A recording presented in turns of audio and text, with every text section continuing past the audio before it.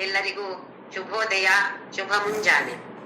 ನಮ್ಮ ದಿವ್ಯವಾದ, ಭವ್ಯವಾದ, ನಿತ್ಯ ನೂತನವಾದ, ಅತ್ಯಂತ ಪವಿತ್ರವಾದ ನಮ್ಮ ಒಳಗೆ ಇರುವಂತಹ ಈ ಅದ್ಭುತವಾದ ದೇವಾಲಯಕ್ಕೆ ಎಲ್ಲರಿಗೂ ಆತ್ಮೀಯ ಸ್ವಾಗತ. ನನ್ನ ಗುರುವಾಗಿರುವ ಕೇರಳದ ಕಾಂಜಂಗಾಡಿನ ಆನಂದಾಶ್ರಮದ ಪಪ್ಪ ಸ್ವಾಮಿ ರಾಮದಾಸ್ ಹಾಗೂ ನನ್ನ ತಂದೆ ತಾಯರ ಚರಣಾರವಿಂದಗಳಲ್ಲಿ ಅನಂತ ಪ್ರಣಾಮಗಳು. ನಾವು ಭಗವದ್ಗೀತೆಯ 12ನೇ ಅಧ್ಯಾಯವಾದ ಭಕ್ತಿ ಯೋಗದ ಅರ್ಥ ತಿಳಿದುಕೊಳ್ಳುವ ಪ್ರಯತ್ನವನ್ನ ಮಾಡ್ತಾ ಇದ್ದೇವೆ. ಭಕ್ತಿ ಯೋಗ ಅಂತ ಹೇಳಿದ್ರೆ ಯಾವುದೋ ಒಂದು ಸಾಧನ ಮಾತ್ರ ಅಲ್ಲ, ಇದು ನಾನಾ ತರದ ಸಾಧನಗಳನ್ನ ಜೊತೆಯಾಗಿ ಸೇರಿಸಿ ಹೇಳುವಂಥದ್ದು ಭಕ್ತಿ ಯೋಗ. ಇದನ್ನ 3 ಭಾಗವಾಗಿ ವಿಂಗಡಿಸಿದ್ದಾರೆ: ಕರ್ಮಯೋಗ, ಉಪಾಸನಾ ಯೋಗ ಹಾಗೂ ಜ್ಞಾನ ಯೋಗ. ನಮಗೆ ಹೇಗೆ ತುಂಬಾ ಎತ್ತರಕ್ಕೇನೋ ಇದ್ರೆ ಹತ್ತೋದು ತುಂಬಾ ಕಷ್ಟ ಆಗತ್ತೆ, ಹಾಗಾಗಿ ಅದಕ್ಕೆ ಬೇರೆ ಬೇರೆ ಮೆಟ್ಟಿಲುಗಳನ್ನ ಮಾಡಿರ್ತಾರೆ. ಹಾಗೆ ಇದು 3 ಮೆಟ್ಟಲು ಅಂತ ಹೇಳ್ಬೋದು. ನಮ್ಗೆ ಭಕ್ತಿ ಯೋಗ ಅಂತ ಹೇಳಿದ್ರೆ 3 ಮೆಟ್ಟಲುಗಳಿವೆ. 1ನೇದು ಕರ್ಮಯೋಗ, 2ನೆಯ ಮೆಟ್ಟಿಲು ಉಪಾಸನಾ ಯೋಗ ಹಾಗೂ 3ನೆಯ ಮೆಟ್ಟಿಲು ಅದರಲ್ಲಿ ಜ್ಞಾನ ಯೋಗ. ಮತ್ತೆ ಈ ಮೆಟ್ಲು ಕೂಡ ಸ್ವಲ್ಪ ಎತ್ತರ ಇದ್ರೆ ಏನ್ ಮಾಡೋದಪ್ಪ, ಕಷ್ಟ ಆಗತ್ತೆ. ಕಾಲ್ ನೋವೆಲ್ಲ ತುಂಬಾ ಇದೆ ಎಲ್ಲರಿಗೂ, ಹತ್ತೋಕ್ ಆಗೋದಿಲ್ಲ ಅಷ್ಟು ಬೇಗ. ಎತ್ತರ ಇದ್ರೆ ಕಾಲು ಮೇಲಕ್ ಹೋಗೋದಿಲ್ಲ, ಏನ್ ಮಾಡೋದು? ಅದಕ್ಕೆ ಭಗವಂತ ಹೇಳ್ತಾನೆ, ಏನು ತಲೆಬಿಸಿ ಮಾಡ್ಬೇಡ, ಮತ್ತೆ ಅದನ್ನ ಸ್ವಲ್ಪ ಎತ್ತರ ಇರುವ ಮೆಟ್ಟಿಲುಗಳಾಗಿ ವಿಭಾಗಿಸ್ತೇನೆ ನಾನು ಅಂತ ಪರಮಾತ್ಮ ಹೇಳ್ತಾನೆ. ಹಾಗೆ ಕರ್ಮಯೋಗವನ್ನ 2 ವಿಭಾಗಗಳಾಗಿ ಮಾಡಿರ್ತಾರೆ. ಅದರಲ್ಲಿ 1ನೇಯದು ಸಕಾಮ ಕರ್ಮ, ನಮ್ಮ ಸ್ವಾರ್ಥಕ್ಕಾಗಿ ನಾವು ಮಾಡುವಂತಹ ಕೆಲಸಗಳು. 2ನೇಯದು ನಿಷ್ಕಾಮ ಕರ್ಮ, ನಿಸ್ವಾರ್ಥದಿಂದ ಬೇರೆಯವರಿಗೋಸ್ಕರ, ಪ್ರಪಂಚಕ್ಕೋಸ್ಕರ, ವಿಶ್ವಕ್ಕೋಸ್ಕರ, ಪರೋಪಕಾರಾಯ, ಬೇರೆಯವರಿಗೆ ಉಪಕಾರ ಮಾಡುವುದಕ್ಕಾಗಿ ಮಾಡುವಂತಹ ಕೆಲಸಗಳು ನಿಷ್ಕಾಮ ಕರ್ಮ. ಹಾಗೆ ಕರ್ಮಯೋಗವನ್ನ 2 ವಿಭಾಗಗಳನ್ನಾಗಿ ಮಾಡಿದ್ದಾರೆ: ಸಕಾಮ ಕರ್ಮ ಹಾಗೂ ನಿಷ್ಕಾಮ ಕರ್ಮ. ಹಾಗೆಯೇ ಉಪಾಸನಾ ಯೋಗವನ್ನ 2 ವಿಭಾಗಗಳನ್ನಾಗಿ ಮಾಡಿದ್ದಾರೆ. ಅದರಲ್ಲಿ 1ನೇಯದು ಏಕರೂಪಿ ಈಶ್ವರ ಉಪಾಸನೆ, ನಮ್ಮ ಇಷ್ಟ ದೇವತೆಯನ್ನ ನಾವು ಧ್ಯಾನ ಮಾಡುವಂಥದ್ದು ಅಥವಾ ಪೂಜೆ ಮಾಡುವಂಥದ್ದು. ಏಕರೂಪಿ ಈಶ್ವರ. ಮತ್ತೆ ಮೇಲನೆಯ ಮೆಟ್ಟಿಲು, ಇದು 4ನೇ ಮೆಟ್ಟಿಲೀಗ, ಇದು ವಿಶ್ವರೂಪ ಈಶ್ವರ ಅಥವಾ ಅನೇಕ ರೂಪ ಈಶ್ವರ. ಉಪಾಸನಾ ಯೋಗದಲ್ಲಿ ಬರುವಂತದ್ದು ಸಗುಣ ರೂಪಿ ಉಪಾಸನ. ಅಂದ್ರೆ ಭಗವಂತನಿಗೆ ಆಕಾರ ಇದೆ, ದೇಹ ಇದೆ, ಹಾಗೆಯೇ ಗುಣಗಳಿವೆ, ನಾಮ ಇದೆ. ಕೃಷ್ಣ ಅಂತ ಹೇಳಿದ್ರೆ ಹೀಗಿದ್ದಾನೆ, ನೋಡ್ಲಿಕ್ಕೆ ಹೀಗಿದ್ದಾನೆ, ಈ ತರದ ಬಟ್ಟೆಗಳನ್ನ ಹಾಕಿಕೊಂಡಿರ್ತಾನೆ, ಈ ತರದ ನವಿಲುಗರಿಯನ್ನು ಇಟ್ಕೊಂಡಿರ್ತಾನೆ, ಈ ತರ ಕೈಗೆ ಎಲ್ಲ ಆಭರಣಗಳನ್ನ ಧರಿಸಿಕೊಂಡಿದ್ದಾನೆ ಅಂತ ಹೇಳುವ ಒಂದು ಅವತಾರವನ್ನ ನಾವು ವರ್ಣಿಸುವಂತಹದ್ದು. ಅನೇಕ ರೂಪಿ ಅಂತ ಹೇಳಿದ್ರೆ ನಾವು 11ನೇ ಅಧ್ಯಾಯದಲ್ಲಿ ನೋಡಿದ್ದೇವೆ.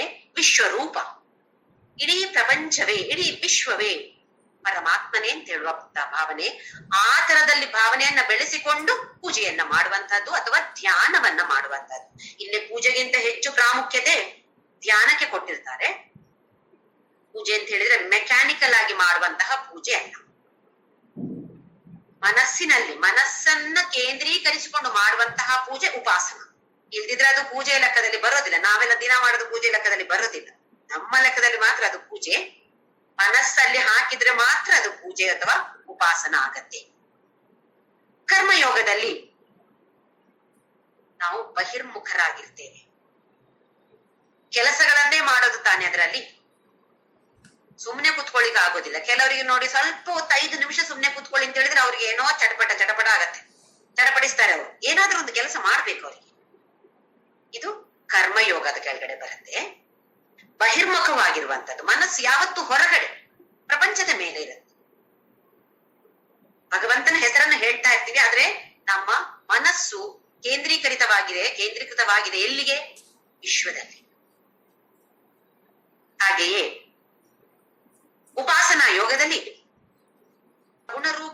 ಉಪಾಸನವನ್ನ ಮಾಡ್ತೀವಿ. ಏಕರೂಪಿ ಉಪಾಸನ ಇರ್ಬೋದು ಅಥವಾ ಅನೇಕ ರೂಪಿ ಉಪಾಸನ. 4ನೇ ಮೆಟ್ಟಲು ಅನೇಕ ರೂಪಿ ಉಪಾಸನ. 5ನೇ ಮೆಟ್ಟಲು ಅಂತ ಹೇಳಿದ್ರೆ ನಿರ್ಗುಣ ಬ್ರಹ್ಮ ಉಪಾಸನ.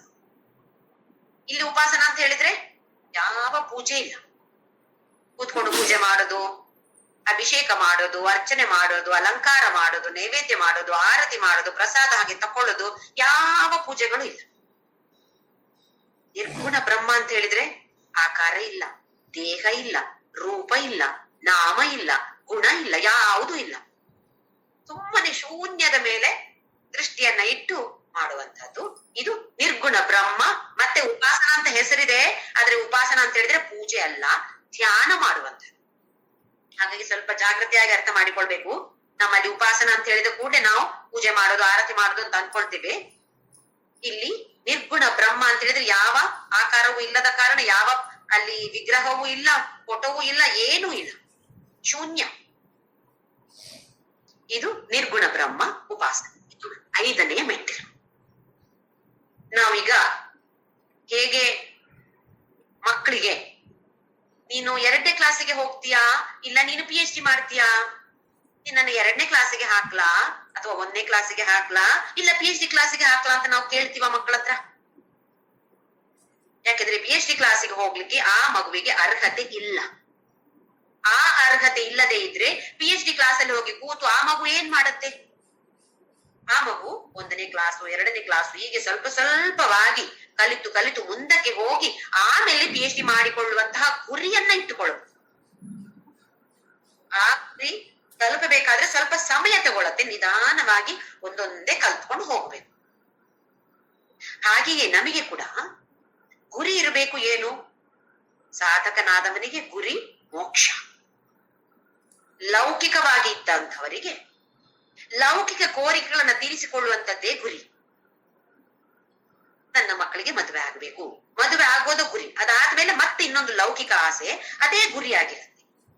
ಈಗ ನಾವು ಅದನ್ನೆಲ್ಲ ಮೀರಿ ಬಂದಂಥವರು, ನಾವು ಸಾಧಕರಾಗಿದ್ದೇವೆ. ಸಾಧನೆ ಮಾಡ್ಲಿಕ್ಕೆ ಪ್ರಯತ್ನವನ್ನ ಮಾಡ್ತಾ ಇರುವವರಿಗೆ ಗುರಿ ಅಂತ ಹೇಳೋದು ಮೋಕ್ಷ. ಅಂದ್ರೆ PhD ಮಾಡಿ ಅದರಿಂದ ಮೇಲೆ ಏನಿದೆಯೋ ಅದಕ್ಕೆ ಹೋಗುವಂತದ್ದು ಅಂತ ಅಂದ್ಕೊಳ್ಬೇಕು. ನಾವೀಗ ಎಲ್ಲಿದ್ದೇವೆ? LKG ಸೇರಿದ್ದೇವಾ, UKG ಯಲ್ಲಿದ್ದೇವಾ, 5ನೇಯ 10ನೇಯ?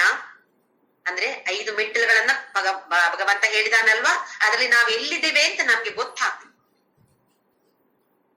ಗೊತ್ತಾದ್ರೆ ಅದ್ರ ಮುಂದೆ ಹೇಗೆ ಹೋಗೋದು ಅಂತ ನಾವು ಆಲೋಚನೆ ಮಾಡಬಹುದು. ಹೇಗೆ ಟೀ ಬೇಕಾ ಕಪ್ ಬೇಕಾ ಅಂತ ಉದಾಹರಣೆ ಹೇಳಿದೆ ನಾನು.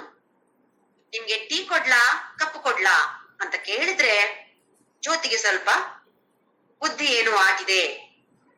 ಟೀ ಕೊಡ್ಲಿಯಾ ಕಪ್ಪು ಕೊಡ್ಲಿಯಾ ಅಂತ ಕೇಳ್ತಿದ್ದಾಳೆ ಅಂತ ಹೇಳ್ತೀವಲ್ವಾ. ಕಪ್ ಇಲ್ಲದೆ ಟೀ ಕುಡಿಯಕ್ಕೆ ಸಾಧ್ಯವಾ?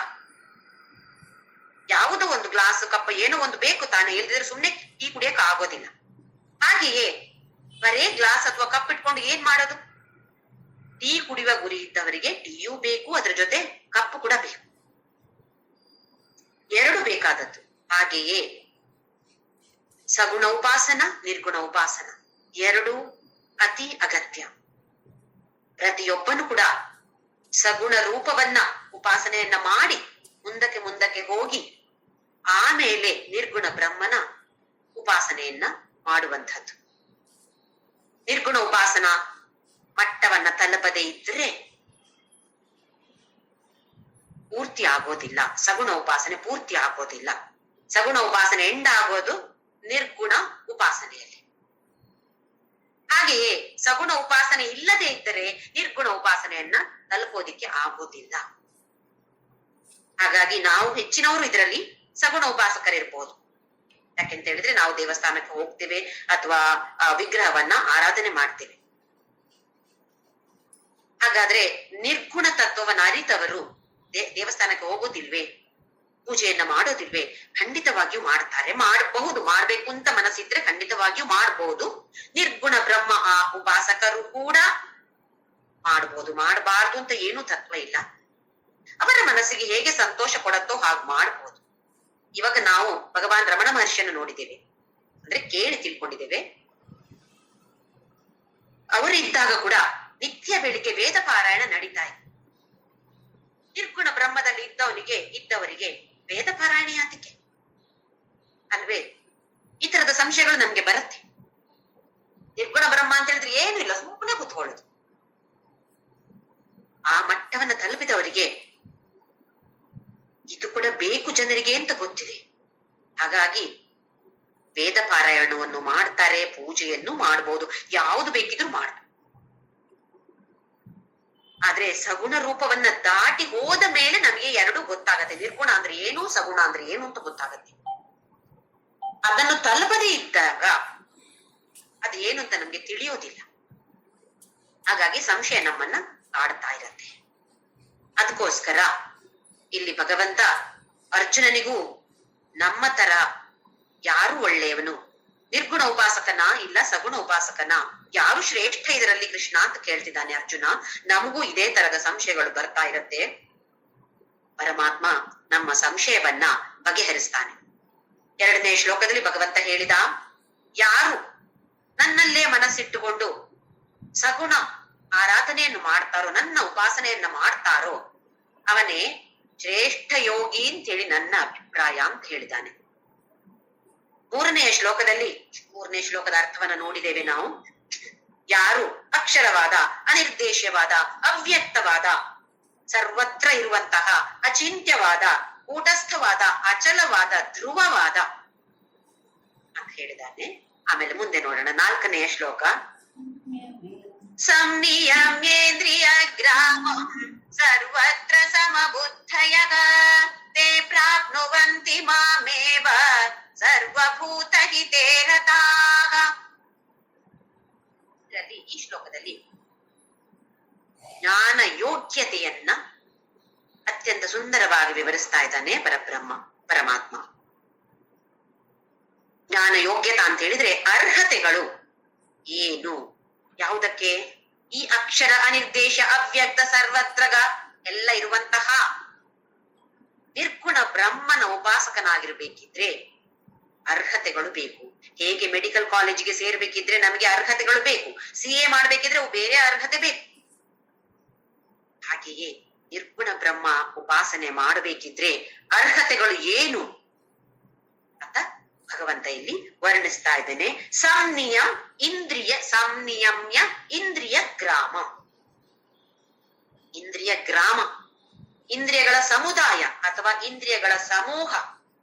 ಯಾವ ಇಂದ್ರಿಯಗಳು? ಜ್ಞಾನೇಂದ್ರಿಯಗಳು ಹಾಗೂ ಕರ್ಮೇಂದ್ರಿಯಗಳು ಎರಡು ಸೇರಿ 10. 5 ಜ್ಞಾನೇಂದ್ರಿಯಗಳು, 5 ಕರ್ಮೇಂದ್ರಿಯಗಳನ್ನು ಸೇರಿ 10 ಇಂದ್ರಿಯಗಳಿವೆ. ಸಂನಿಯಮ್ಯ, ಇದನ್ನೆಲ್ಲ ವಶದಲ್ಲಿ ಇಟ್ಟುಕೊಂಡು. ಯಾಕೆ ವಶದಲ್ಲಿ ಇಟ್ಕೊಂಡು ಅಂತ ಹೇಳ್ತಾರೆ ಅಂತ ಹೇಳಿದ್ರೆ, ಯಾವತ್ತು ನೋಡಿದ್ರೆ ನಮ್ಮ ಇಂದ್ರಿಯಗಳು ಬಹಿರ್ಮುಖವಾಗಿದೆ. ಹೊರಗಡೆಯಿಂದ ಏನನ್ನ ತಗೊಳಕ್ಕೆ ಸಾಧ್ಯ, ಏನು ನೋಡಕ್ಕೆ ಸಾಧ್ಯ, ಏನು ಕೇಳಕ್ಕೆ ಸಾಧ್ಯ, ಏನು ನಾಲಿಗೆ ರುಚಿ ತಗೊಳಕ್ಕೆ ಸಾಧ್ಯ ಅಥವಾ ವಾಸನೆ, ಹೀಗೆ ಎಲ್ಲ ಹೊರಗಡೆಯ ಪ್ರಪಂಚದಿಂದ ಏನನ್ನ ಗ್ರಹಿಸಕ್ಕೆ ಸಾಧ್ಯವೋ ಅದಕ್ಕೆ ಕಾತರಿಸಿಕೊಂಡು ಕೂತ್ಕೊಳ್ತಿದೆ ಎಲ್ಲ ಇಂದ್ರಿಯಗಳು. ಒಳಗಿದ್ದನ್ನ ನಮ್ಮ ಅಂತಃಕರಣದಲ್ಲಿ ಏನಿದೆಯೋ ಅದನ್ನ ನೋಡ್ಬೇಕು, ಅದನ್ನ ಕೇಳಬೇಕು, ಅದನ್ನ ಆ ರುಚಿ. ನಮಗೆ ರಾಮನಾಮದ ರುಚಿ ಇದೆಯೇ? ನಮಗೆ ರುಚಿ ಇರೋದೇನು? ಆ ಬಿರಿಯಾನಿ, ಈ ಬಿರಿಯಾನಿ ಬೇಕು, ಇಲ್ಲ ಇನ್ನೊಂದು ಆ 65 ಗೋಬಿ 65 ಇದು ಬೇಕು, ಅದು ಬೇಕು. ಆ ರುಚಿಗೆ ಕಾದುಕೊಂಡಿದೆ ನಮ್ಮ ನಾಲಿಗೆ. ಒಳಗೆ ನಡೆಯುವಂತಹ ಕಾರ್ಯಕ್ರಮ ಏನು ನಡೀತಾ ಇದೆಯೋ, ಕಾರ್ಯಕ್ರಮ ಅಂತ ಹೇಳಿ ಒಳಗೆ ನಡೆಯುವಂತ ಕಾರ್ಯಕ್ರಮ ಅಂತ ಹೇಳಿದ್ರೆ ಹಾರ್ಟ್ ಬೀಟ್ ಆಗುದು ಅದಲ್ಲ. ನಾವು ತಿಂದ ಆಹಾರ ಕರಗೋದು ಆ ಕಾರ್ಯವನ್ನು ಹೇಳ್ತಾ ಇರೋದಲ್ಲ. ನಮ್ಮ ಮನಸ್ಸಿನಲ್ಲಿ ಏನು ನಡೀತಾ ಇದೆ. ಸುಮ್ಮನೆ ಕೂತ್ರೆ ಕೆಲವರಿಗೆ ಭಗವಂತನ ನಾಮ ಕೇಳಿಸತ್ತೆ, ಪರಿಮಳ ಬರುತ್ತೆ. ಇದೆಲ್ಲ ನಮಗೆ ಆಗ್ತಾ ಇದೆಯಾ? ಇಲ್ವೇ? ಯಾಕೆ? ಇಂದ್ರಿಯಗಳೆಲ್ಲ ಬಹಿರ್ಮುಖವಾಗಿದೆ. ಇಂದ್ರಿಯಗಳೆಲ್ಲ ಬಹಿರ್ಮುಖವಾದಾಗ ಮನಸ್ಸು ಅದಕ್ಕಿಂತ ಮೊದಲೇ ಹೊರಗಡೆ, ಅಲ್ಲಿಯೇ ನಡೀತಾ ಇದೆ, ಇಲ್ಲಿಯೇ ನಡೀತಾ ಇದೆ. ಅವರ ಮನೆಯಲ್ಲಿ ಏನಾಯ್ತು, ಇವರ ಮನೆಯಲ್ಲಿ ಏನಾಯ್ತು, ಮನಸ್ಸೆಲ್ಲ ಅಂತರ್ಮುಖವಾಗಿ ಹೋಗ್ತಾ ಇಲ್ಲ, ಬಹಿರ್ಮುಖವಾಗಿದೆ. ಅಂತರ್ಮುಖ ಸಮಾರಾಧ್ಯ ಬಹಿರ್ಮುಖ ಸುದುರ್ಲಭ ಹೇಳತ್ತೆ ಲಲಿತಾ ಸಹಸ್ರನಾಮ. ಯಾವಾಗ ನಾವು ಬಹಿರ್ಮುಖರಾಗಿರ್ತೇವೋ ನಮಗೆ ಅವಳು ಸಿಗೋದು ಅಥವಾ ಈ ಪರಬ್ರಹ್ಮ ಸಿಗೋದು ದುರ್ಲಭ, ಕಷ್ಟ, ಸಾಧ್ಯವೇ ಇಲ್ಲ. ಅಂತರ್ಮುಖ ಸಮಾರಾಧ್ಯ, ಅಂತರ್ಮುಖವಾಗಿದ್ರೆ ಖಂಡಿತವಾಗಿಯೂ ಸಿಕ್ಕೇ ಸಿಗತ್ತೆ. ಇಂದ್ರಿಯಗಳನ್ನ ನಮ್ಮ ವಶದಲ್ಲಿ ಇಟ್ಟುಕೊಳ್ಳುವುದು, ಪ್ರಯತ್ನವನ್ನ ಮಾಡೋದು. ಒಂದೇ ಸಲಕ್ಕೆ ಏನು ಆಗಲ್ಲ, ಎಷ್ಟೋ ಜನ್ಮ ತಾಳ್ಬೇಕು. ನಮಗೆ ಬೇಕಾದಷ್ಟು ಕಥೆಗಳು ಗೊತ್ತಿದೆ. ವಿಶ್ವಾಮಿತ್ರ ಎಷ್ಟು ತಪಸ್ಸು ಮಾಡ್ತಾ ಇದ್ದ. ತಪಸ್ಸು ಮಾಡಿದ್ರು ಆ ಮೇನಕೆ ಎಂತಹ ಸುಂದರಿ ಅಪ್ಸರೆ ಬಂದಾಗ ಮತ್ತೆ ಮನಸ್ಸು ಹತೋಟಿ ತಪ್ಪಿ ಹೋಯ್ತು. ಮತ್ತೆ ಸಾಮಾನ್ಯ ಮನುಷ್ಯನ ತರ ವರ್ತಿಸಿದ. ಮತ್ತೆ ಬುದ್ಧಿ ಬಂತು, ಓಹೋ ನಾನೇನ್ ಮಾಡ್ತಾ ಇದ್ದೀನಿ, ಹೀಗೆ ತಾನೇ ನಮಗೂ ಆಗೋದು. ಈಗ ಆದಾಗ ಕಾಲ ವ್ಯರ್ಥವಾಗಿ ಹೋಗ್ತಾ ಇದೆ ಅಲ್ವಾ. ಎಷ್ಟು ಬೇಗ ಕಾಲ ವ್ಯರ್ಥ ಮಾಡದೆ ಎಷ್ಟು ಬೇಗ ಹೋಗಕ್ ಸಾಧ್ಯವೋ ಅಷ್ಟು ಬೇಗ ನಾವು ಇದರಲ್ಲಿ ಮುಂದಕ್ಕೆ ಹೋಗಬೇಕು ತಾನೆ. ಸಮಯವನ್ನ ಖಂಡಿತವಾಗಿಯೂ ಯಾರು ಕೂಡ ವ್ಯರ್ಥ ಮಾಡ್ಲೇಬಾರ್ದು. ಯಾವುದು ವ್ಯರ್ಥ, ಯಾವುದು ಒಳ್ಳೇದು ಅಂತ ಹೇಳುವಂತಹ ನಮ್ಗೆ ಬುದ್ಧಿ ಕೂಡ ಬೇಕು. ಅದನ್ನ ನಮಗೆ ಯಾವುದು ಒಳ್ಳೇದು ಯಾವುದು ಕೆಟ್ಟದ್ದು ಅಂತ ನೋಡಿಕೊಳ್ಳುವಂತಹ ಬುದ್ಧಿ ಬೇಕು ತಾನೆ. ನಮ್ಮ ವಶದಲ್ಲಿ ಇರ್ಬೇಕು, ಬುದ್ಧಿಯೂ ನಮ್ಮ ವಶದಲ್ಲಿ ಇರಬೇಕು. ಸಂನಿಯಮ್ಯ ಇಂದ್ರಿಯ ಗ್ರಾಮ. ಒಂದು ಇಂದ್ರಿಯ ಎರಡು ಇಂದ್ರಿಯ ಅಂತ ಹೇಳಿಲ್ಲ ಭಗವಂತ. ಇಂದ್ರಿಯದ ಸಮುದಾಯವನ್ನೇ ವಶದಲ್ಲಿ ಇಟ್ಟುಕೊಳ್ಳಬೇಕು. ಇದು ಅರ್ಹತೆ ನಂಬರ್ 1. ಸರ್ವತ್ರ ಸಮಬುದ್ಧಯ. ಸಮಬುದ್ಧಿ. ಯಾವುದರಲ್ಲಿ ಸಮಬುದ್ಧಿ? ನಮಗೆ ಯಾವ್ದಾದ್ರೂ ಒಳ್ಳೆಯದು ನಡೆದಾಗ ಅಷ್ಟು ಖುಷಿಯಲ್ಲಿ ಹಾರಾಡ್ತೀವಿ. ಹಾಗೆಯೇ ಕೆಟ್ಟದ್ದು ಅಂತ ನಮ್ಗೆ ಆ ಸಮಯದಲ್ಲಿ ಅನಿಸಿರ್ಬೋದು, ಅದು ನಡೆದಾಗ ಎಷ್ಟೊಂದು ದುಃಖ, ಅಳ್ತಾ ಕೂತಿರ್ತೇವೆ, ಇಲ್ಲ ಟೆನ್ಷನ್ ಮಾಡಿಕೊಂಡು ಕೂತಿರ್ತೇವೆ. ಹಾಗೆಯೇ ಅದನ್ನ 4 ಜನಕ್ಕೆ ಕಳಿಸಿಯೂ ಬಿಡ್ತೇವೆ, ಆ ದುಃಖವನ್ನ ಅಥವಾ ನಮ್ಮ ಕಷ್ಟವನ್ನ. ಅವರು ನಮ್ಮೊಟ್ಟಿಗೆ ಅವರು ಕಷ್ಟ ಬರ್ತಾರೆ. ಹಾಗಲ್ಲದೆ ಸರ್ವತ್ರ ಸಮಬುದ್ಧಯ, ಒಂದೇ ಸಮಾನವಾದ ಬುದ್ಧಿ. ಇದು ನಮಗೆ ಇನ್ನೊಂದು ಬೇಕಾದ ಅರ್ಹತೆ. ಇದು ಇದೆಯಾ? ಸರ್ವತ್ರ ಸಮಬುದ್ಧಯ. ಹಾಗೆಯೇ ತೇ ಪ್ರಾಪ್ನುವಂತಿ ಮಾಮೇವ. ಆಮೇಲೆ ಇನ್ನೊಂದನ್ನ ಮತ್ತೆ ಹೇಳುತ್ತಿದ್ದಾನೆ. ಇನ್ನೊಂದು ಅರ್ಹತೆ ಏನು ಅಂತ ಹೇಳಿದ್ರೆ ಸರ್ವತ್ರ ಸಮಬುದ್ಧಯ ಸರ್ವಭೂತ ಹಿತೇ ರತಾಹ. ಎಲ್ಲರಿಗೋಸ್ಕರ ಪ್ರಾರ್ಥನೆಯನ್ನ ಮಾಡುವಂತಹದ್ದು. ಎಲ್ಲರೂ ಒಳ್ಳೆಯವರಾಗಿರ್ಲಿ, ಎಲ್ಲರಿಗೂ ಒಳ್ಳೆಯದಾಗ್ಲಿ. ನಮ್ಮ ಸನಾತನ ಧರ್ಮದಲ್ಲಿ ಎಂಥ ಒಳ್ಳೆಯ ಪ್ರಾರ್ಥನೆಗಳಿವೆ. ಸರ್ವೇ ಭವಂತು ಸುಖಿನಃ, ಸರ್ವೇ ಸಂತು ನಿರಾಮಯಾಃ, ಸರ್ವೇ ಭದ್ರಾಣಿ ಪಶ್ಯಂತು, ಮಾ ಕಶ್ಚಿತ್ ದುಃಖ ಭಾಗ್ ಭವೇತ್. ನನಗೆ ಮಾತ್ರ ಒಳ್ಳೇದಾಗ್ಲಿ ಅಂತ ನಮ್ಮ ಪ್ರಾರ್ಥನೆ ಇಲ್ಲವೇ ಇಲ್ಲ. ನಮ್ಮ ಸನಾತನ ಧರ್ಮದಲ್ಲಿ ನನಗೆ ಒಳ್ಳೇದಾಗ್ಲಿ, ನಾನು ಮಾತ್ರ ಒಳ್ಳೇದಾಗ್ಲಿ ಅಂತ ಹೇಳುವ ಪ್ರಾರ್ಥನೆ ಎಲ್ಲಿಯೂ ಇಲ್ಲ. ಸರ್ವೇ ಭವಂತು ಸುಖಿನಃ, ಎಲ್ಲರೂ ಒಳ್ಳೆ ಸುಖದಲ್ಲಿರ್ಲಿ. ಸರ್ವೇ ಸಂತು ನಿರಾಮಯ, ಎಲ್ಲರೂ ನಿರಾಮಯರಾಗಿರ್ಲಿ. ಅಂದ್ರೆ ಯಾರಿಗೂ ಕಷ್ಟ ಬೇಡ. ಎಲ್ಲರೂ ಭದ್ರ ಅಂದ್ರೆ ಒಳ್ಳೆಯದಾಗಿರ್ಲಿ ಅಥವಾ ಅವರಿಗೆ ಒಳ್ಳೇದೇ ನಡೀಲಿ. ಸರ್ವೇ ಭದ್ರಾಣಿ ಪಶ್ಯಂತು ಮಾ ಕಶ್ಚಿತ್ ದುಃಖ ಭಾಗ, ಯಾರಿಗೂ ದುಃಖ ಬರೋದೇ ಬೇಡ. ನಾವೇನು ಹೇಳ್ತೀವಿ? ನಮಗೆ ಒಳ್ಳೆಯದಾಗ್ಲಿ. ನಮ್ಮ ನೇಬರ್ ಇದ್ದಾರೆ ನೋಡಿ, ಅವ್ರು ಯಾವಾಗ್ಲೂ ನಮ್ಗೆ ತೊಂದರೆ ಕೊಡ್ತಾರೆ. ಏನು ಕಸ ಎಲ್ಲ ಗುಡಿಸಿ ನಮ್ಮ ಮನೆ ಮುಂದೆ ಹಾಕ್ತಾರೆ. ಎಷ್ಟು ಕಷ್ಟ ಹೇಳಿದ್ರು ಪ್ರಯೋಜನ ಇಲ್ಲ, ಏನು ಜಗಳಾಡಿ ಆಯ್ತು. ಹಾಗಾಗಿ ಸರ್ವೇ ಭವಂತು ಸುಖಿನ ಅಂತ ಹೇಳ್ಬಿಟ್ಟು ಮನಸ್ಸಲ್ಲಿ ಅವರಿಗೆ ಮಾತ್ರ ಬೇಡ, ಅವರಿಗೆ ಸ್ವಲ್ಪ ಏನಾದ್ರು ಕೆಟ್ಟದಾಗ್ಲಿ ಹೀಗೆ ನಾವು ಭಾವಿಸ್ತೇವೋ ಮತ್ತೆ ನಾವು ಸೈ ಅಂತ ಕೆಳಗೆ, ಮೇಲಿದ್ದವರು ಕೆಳಗಡೆ ತಳ್ಳಿ ಬಿಡ್ತಾನಂತೆ ಪರಮಾತ್ಮ. ಇನ್ನು ಕೆಲವರಿಗೆ ಮನೆಯಲ್ಲಿರೋರು ಅತ್ತೆ ಮಾವ ಎಷ್ಟು ಕಾಟ ಕೊಡ್ತಾರೆ ಮಾರ್ಯಾರೆ ಇವರು, ಯಾವಾಗ ಹೋಗ್ತಾರೇನೋ ಒಂದ್ಸಲ, ಅವರಿಂದಾಗಿ ಎಷ್ಟು ಕಷ್ಟ ನಂಗೆ. ಅಥವಾ ಅತ್ತೆ ಅನ್ಕೊಳ್ಳೋದು ಸೊಸೆ ಬಗ್ಗೆ, ಯಾವಾಗ ಒಂದ್ಸಲ ಹೋಗ್ಲಿಲ್ಲ ಆದ್ರು. ಎಲ್ಲರಿಗೂ ಒಳ್ಳೇದಾಗ್ಲಿ ಇವರಿಗೆ ಬಿಟ್ಟು ಅಂತ ನಾವ್ ಯಾವತ್ತು ಪ್ರಾರ್ಥನೆ ಮಾಡ್ತೀವೋ ಮೇಲಿನಿಂದ ನಾಯಿ ಅಂತ ನಾವು ಕೆಳಗೆ, ಇದಕ್ಕೆ ಬೇರೆ ಸಂಶಯವೇ ಇಲ್ಲ. ನಮ್ಮ ಸನಾತನ ಧರ್ಮ ಎಷ್ಟು ಒಳ್ಳೆಯದನ್ನ ನಮ್ಗೆ ತಿಳಿಸಿಕೊಡ್ತಾ ಇದೆ. ಎಲ್ರಿಗೂ ಪ್ರಾರ್ಥನೆ ಮಾಡ್ಲಿಕ್ಕೆ ನನ್ಗೆ ಪುರ್ಸೊತ್ತೇ ಇಲ್ಲ. ನನಗೆ ನನ್ನ ಮನೆಯವರಿಗೆ ನನ್ನ ಮಕ್ಕಳಿಗೆ ಪ್ರಾರ್ಥನೆ ಮಾಡ್ಲಿಕ್ಕೆ ಪುರ್ಸೊತ್ತಿಲ್ಲ, ಇನ್ನು ಬೇರೆಯವರಿಗೆ ಎಲ್ಲಿ ಮಾಡೋದು ನಾವು? ಇದು ಒಂದು ಭಾವನೆ ಇರುತ್ತೆ ನಮ್ಗೆ. ಫಸ್ಟ್ ನನ್ಗೆ ಮಾಡಿಕೊಳ್ತೇನೆ ಏನಿಲ್ಲಿ, ಮತ್ತೆ ಬೇರೆಯವರಿಗೆ ಮಾಡುವ. ಖಂಡಿತವಾಗಿಯೂ ನಮಗೋಸ್ಕರ ಮಾಡಿಕೊಳ್ಳೋಣ. ಆ ಜೊತೆಯಲ್ಲಿ ಒಂದು 24 ಗಂಟೆಯಲ್ಲಿ 1 ನಿಮಿಷ ಅಥವಾ ಒಂದು 5 ನಿಮಿಷ ಪ್ರಾರ್ಥನೆ ಮಾಡಕ್ಕೆ ಸಾಧ್ಯ ಇಲ್ವೇ? 5 ನಿಮಿಷ ಬೇರೆಯವರಿಗೋಸ್ಕರ, ಪರರ ಹಿತಕ್ಕೋಸ್ಕರ, ಲೋಕ ಕಲ್ಯಾಣಕ್ಕೋಸ್ಕರ, ವಿಶ್ವ ಶಾಂತಿಗೋಸ್ಕರ ಮಾಡಕ್ಕೆ ಸಾಧ್ಯ ಇಲ್ವಾ? ಏನು ಬೇಡ, ಬರೇ ರಾಮ ರಾಮ ರಾಮ ರಾಮ ರಾಮ ರಾಮ ಹೇಳಿಕೊಂಡು ಮನಸ್ಸಿನಲ್ಲಿ ಭಾವನೆ ಏನಿರ್ಬೇಕು? ಸರ್ವೇ ಭವಂತು ಸುಖಿನಃ, ಎಲ್ರು ಸುಖಿಗಳಾಗ್ಲಿ, ಎಲ್ರು ನಿರಾಮಯರಾಗ್ಲಿ, ಯಾರಿಗೂ ದುಃಖವೇ ಬೇಡ ಅಂತ ಹೇಳೋ ಒಂದು ಭಾವನೆಯನ್ನ ಮನಸ್ಸಿನಲ್ಲಿ ತಂದುಕೊಂಡು ಒಂದು 5 ನಿಮಿಷ ನಿತ್ಯವೂ ನಾವು ಈ ಪ್ರಾರ್ಥನೆಯನ್ನ ಮಾಡುವಂತಹ ಪದ್ಧತಿಯನ್ನ ಬೆಳೆಸಿಕೊಳ್ಳೋಣವಾ? ನಮ್ಮ ಆನಂದಾಶ್ರಮದ ಮಾತಾಜಿ ಕೃಷ್ಣಬಾಯಿಯವರು ವಿಶ್ವ ಶಾಂತಿಗೋಸ್ಕರ ಎಷ್ಟೋ ಕೋಟಿ ನಾಮಜಪವನ್ನ ಎಲ್ಲರೂ ಮಾಡ್ಬೇಕು. ಯಾಕಾಗಿ? ವಿಶ್ವ ಶಾಂತಿಗೋಸ್ಕರ, ನನಗೋಸ್ಕರ ಅಲ್ಲ, ಒಬ್ರೊಬ್ರಿಗೋಸ್ಕರ ಅಲ್ಲ, ವಿಶ್ವ ಶಾಂತಿಗೋಸ್ಕರ ಎಲ್ರೂ ಮಾಡ್ಲೇಬೇಕು. ಖಂಡಿತವಾಗಿಯೂ ತುಂಬಾ ಶಕ್ತಿ ಇದೆ ಎಲ್ರು ಸೇರಿ ಮಾಡುವಂತಹ ಈ ನಾಮ ಜಪದಲ್ಲಿ ಅಂತ ಹೇಳಿ ಎಷ್ಟೋ ವರ್ಷಗಳ ಹಿಂದೆ ಶುರು ಮಾಡಿದ್ರು. ಅದು ಇನ್ನೂ ನಡೀತಾನೆ ಇದೆ, ಅದನ್ನ ಹೆಚ್ಚೆಚ್ಚು ಮಾಡ್ತಾನೆ ಹೋಗ್ತಾ ಇದ್ದಾರೆ. ಹಾಗಾಗಿ ಎಲ್ಲರಲ್ಲಿಯೂ ನನ್ನ ಪ್ರಾರ್ಥನೆ ಏನು ಅಂತ ಹೇಳಿದ್ರೆ, ದಿನದಲ್ಲಿ ಒಂದು ಸ್ವಲ್ಪ ಸಮಯವಾದರೂ ಲೋಕ ಕಲ್ಯಾಣಕ್ಕೋಸ್ಕರ ಪ್ರಾರ್ಥನೆಯನ್ನ ಮಾಡಿ ಅದನ್ನ ಲೆಕ್ಕ ಇಟ್ಟು, 5 ನಿಮಿಷ ಮಾಡಿದ್ದು ಮಾತ್ರ ಅಲ್ಲ, ಯಾವತ್ತು ಮಾಡಿದ್ದನ್ನು ಕೂಡ ಲೆಕ್ಕ ಕೊಡ್ಬೋದು. ದಯವಿಟ್ಟು ನನ್ಗೆ ಎಲ್ರೂ ಲೆಕ್ಕವನ್ನ ಕಳಿಸ್ಬೇಕು. ನಾನು ಪ್ರತಿ ತಿಂಗಳ ಮೊದಲನೆಯ ವಾರದಲ್ಲಿ ಎಲ್ಲರ ಲೆಕ್ಕವನ್ನ ಜೊತೆ ಸೇರಿಸಿ ಆ ಮೊತ್ತವನ್ನ ಆನಂದಾಶ್ರಮಕ್ಕೆ ಕಳಿಸಿಕೊಳ್ತಾ ಇದ್ದೇನೆ. ನನ್ನ ತಾಯಿಯವರು ಈ ಸೇವೆಯನ್ನ ಮಾಡ್ತಾ ಇದ್ರು, ನನ್ನ ತಾಯಿಯ ನಂತರ ಈ ಸೇವೆಯನ್ನ ನಾನ್ ಮಾಡ್ತಾ ಇದ್ದೇನೆ. ಹಾಗಾಗಿ ದಯವಿಟ್ಟು ಎಲ್ಲರಿಗೂ ನನ್ನ ಕಳಕಳಿಯ ವಿನಂತಿ, ಎಲ್ರೂ ಮಾಡಿ. ರಾಮನಾಮವೇ ಇರ್ಬೋದು, ಇಲ್ಲ ವಿಷ್ಣು ಸಹಸ್ರನಾಮ ಹೇಳಿದ್ರೆ ಅದರ ಲೆಕ್ಕವನ್ನು ಕೊಡ್ಬೋದು. ಒಂದು ಸಲ ವಿಷ್ಣು ಸಹಸ್ರನಾಮ ಹೇಳಿದ್ರೆ 1000 ಹೆಸರು, ಒಂದು ಸಲ ಲಲಿತಾ ಸಹಸ್ರನಾಮ ಹೇಳಿದ್ರೆ 1000 ಲೆಕ್ಕ. ನಮ್ಗೆ ಲೆಕ್ಕ ಮಾಡ್ಲಿಕ್ಕೆ ಸಾಧ್ಯ ಆಗೋದಿಲ್ಲ ಅಂತ ಹೇಳಿದ್ರೆ ಸಮಯ ನೋಡಿಕೊಂಡು ಒಂದು ದಿನ 5 ನಿಮಿಷ ಮಾಡಿ ನೋಡಿ, ಎಷ್ಟು ಮಾಡಕ್ಕಾಗತ್ತೆ ಲೆಕ್ಕ ಮಾಡಿ ನೋಡಿ.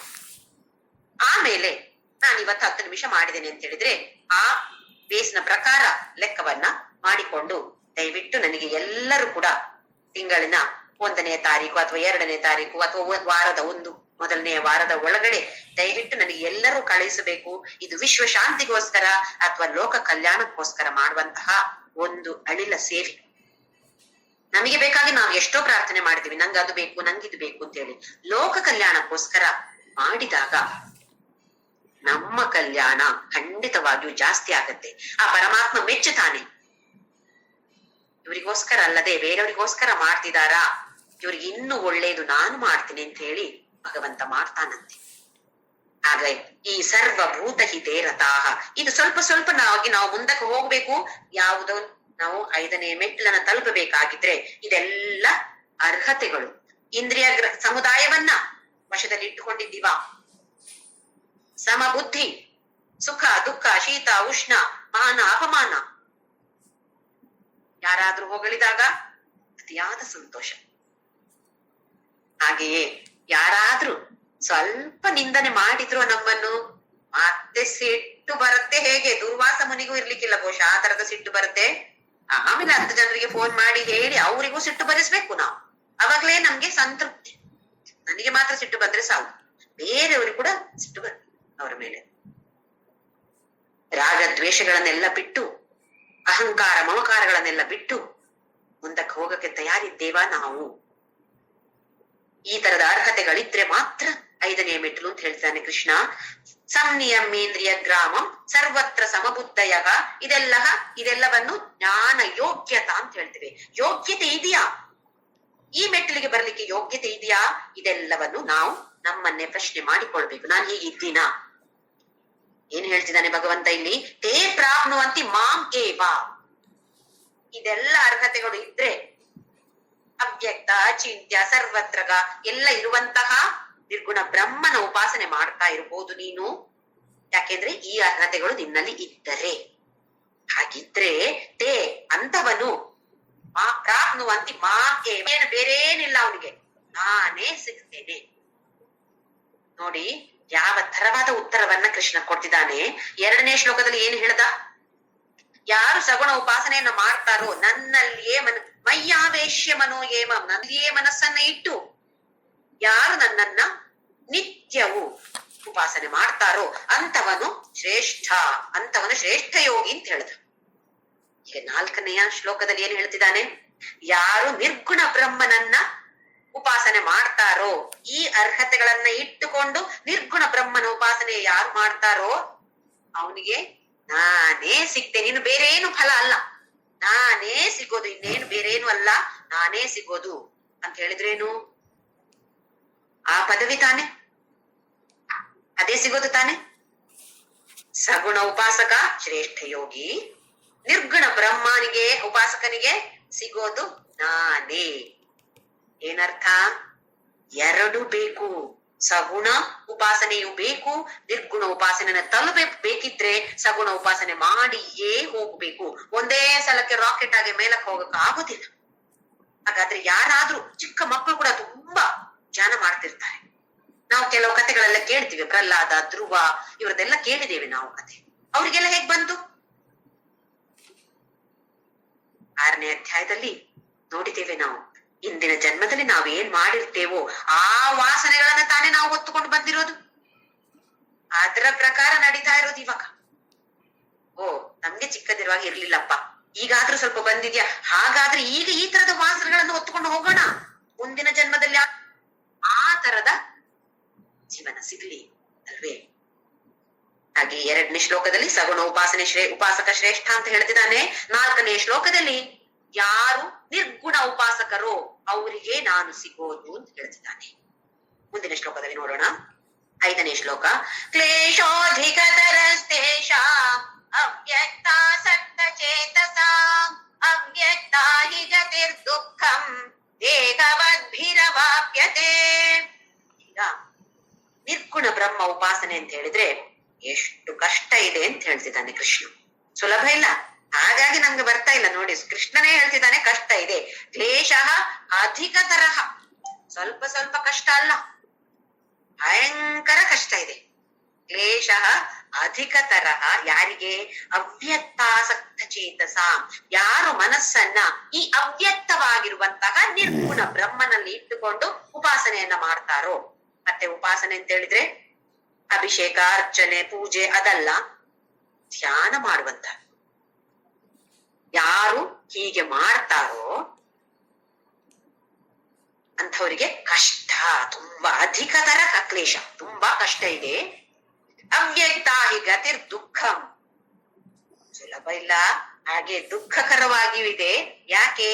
ದೇಹವದ್ಭಿಹಿ ಅವಾಪ್ಯತೆ, ಅವರು ಎಲ್ರು ಕೂಡ ದೇಹದಲ್ಲಿ ಅಭಿಮಾನ ಇರುವಂತವರಾಗಿದ್ರೆ ಅವರಿಗೆ ದುಃಖ ತಪ್ಪದು, ಕಷ್ಟ ತಪ್ಪುವುದಿಲ್ಲ.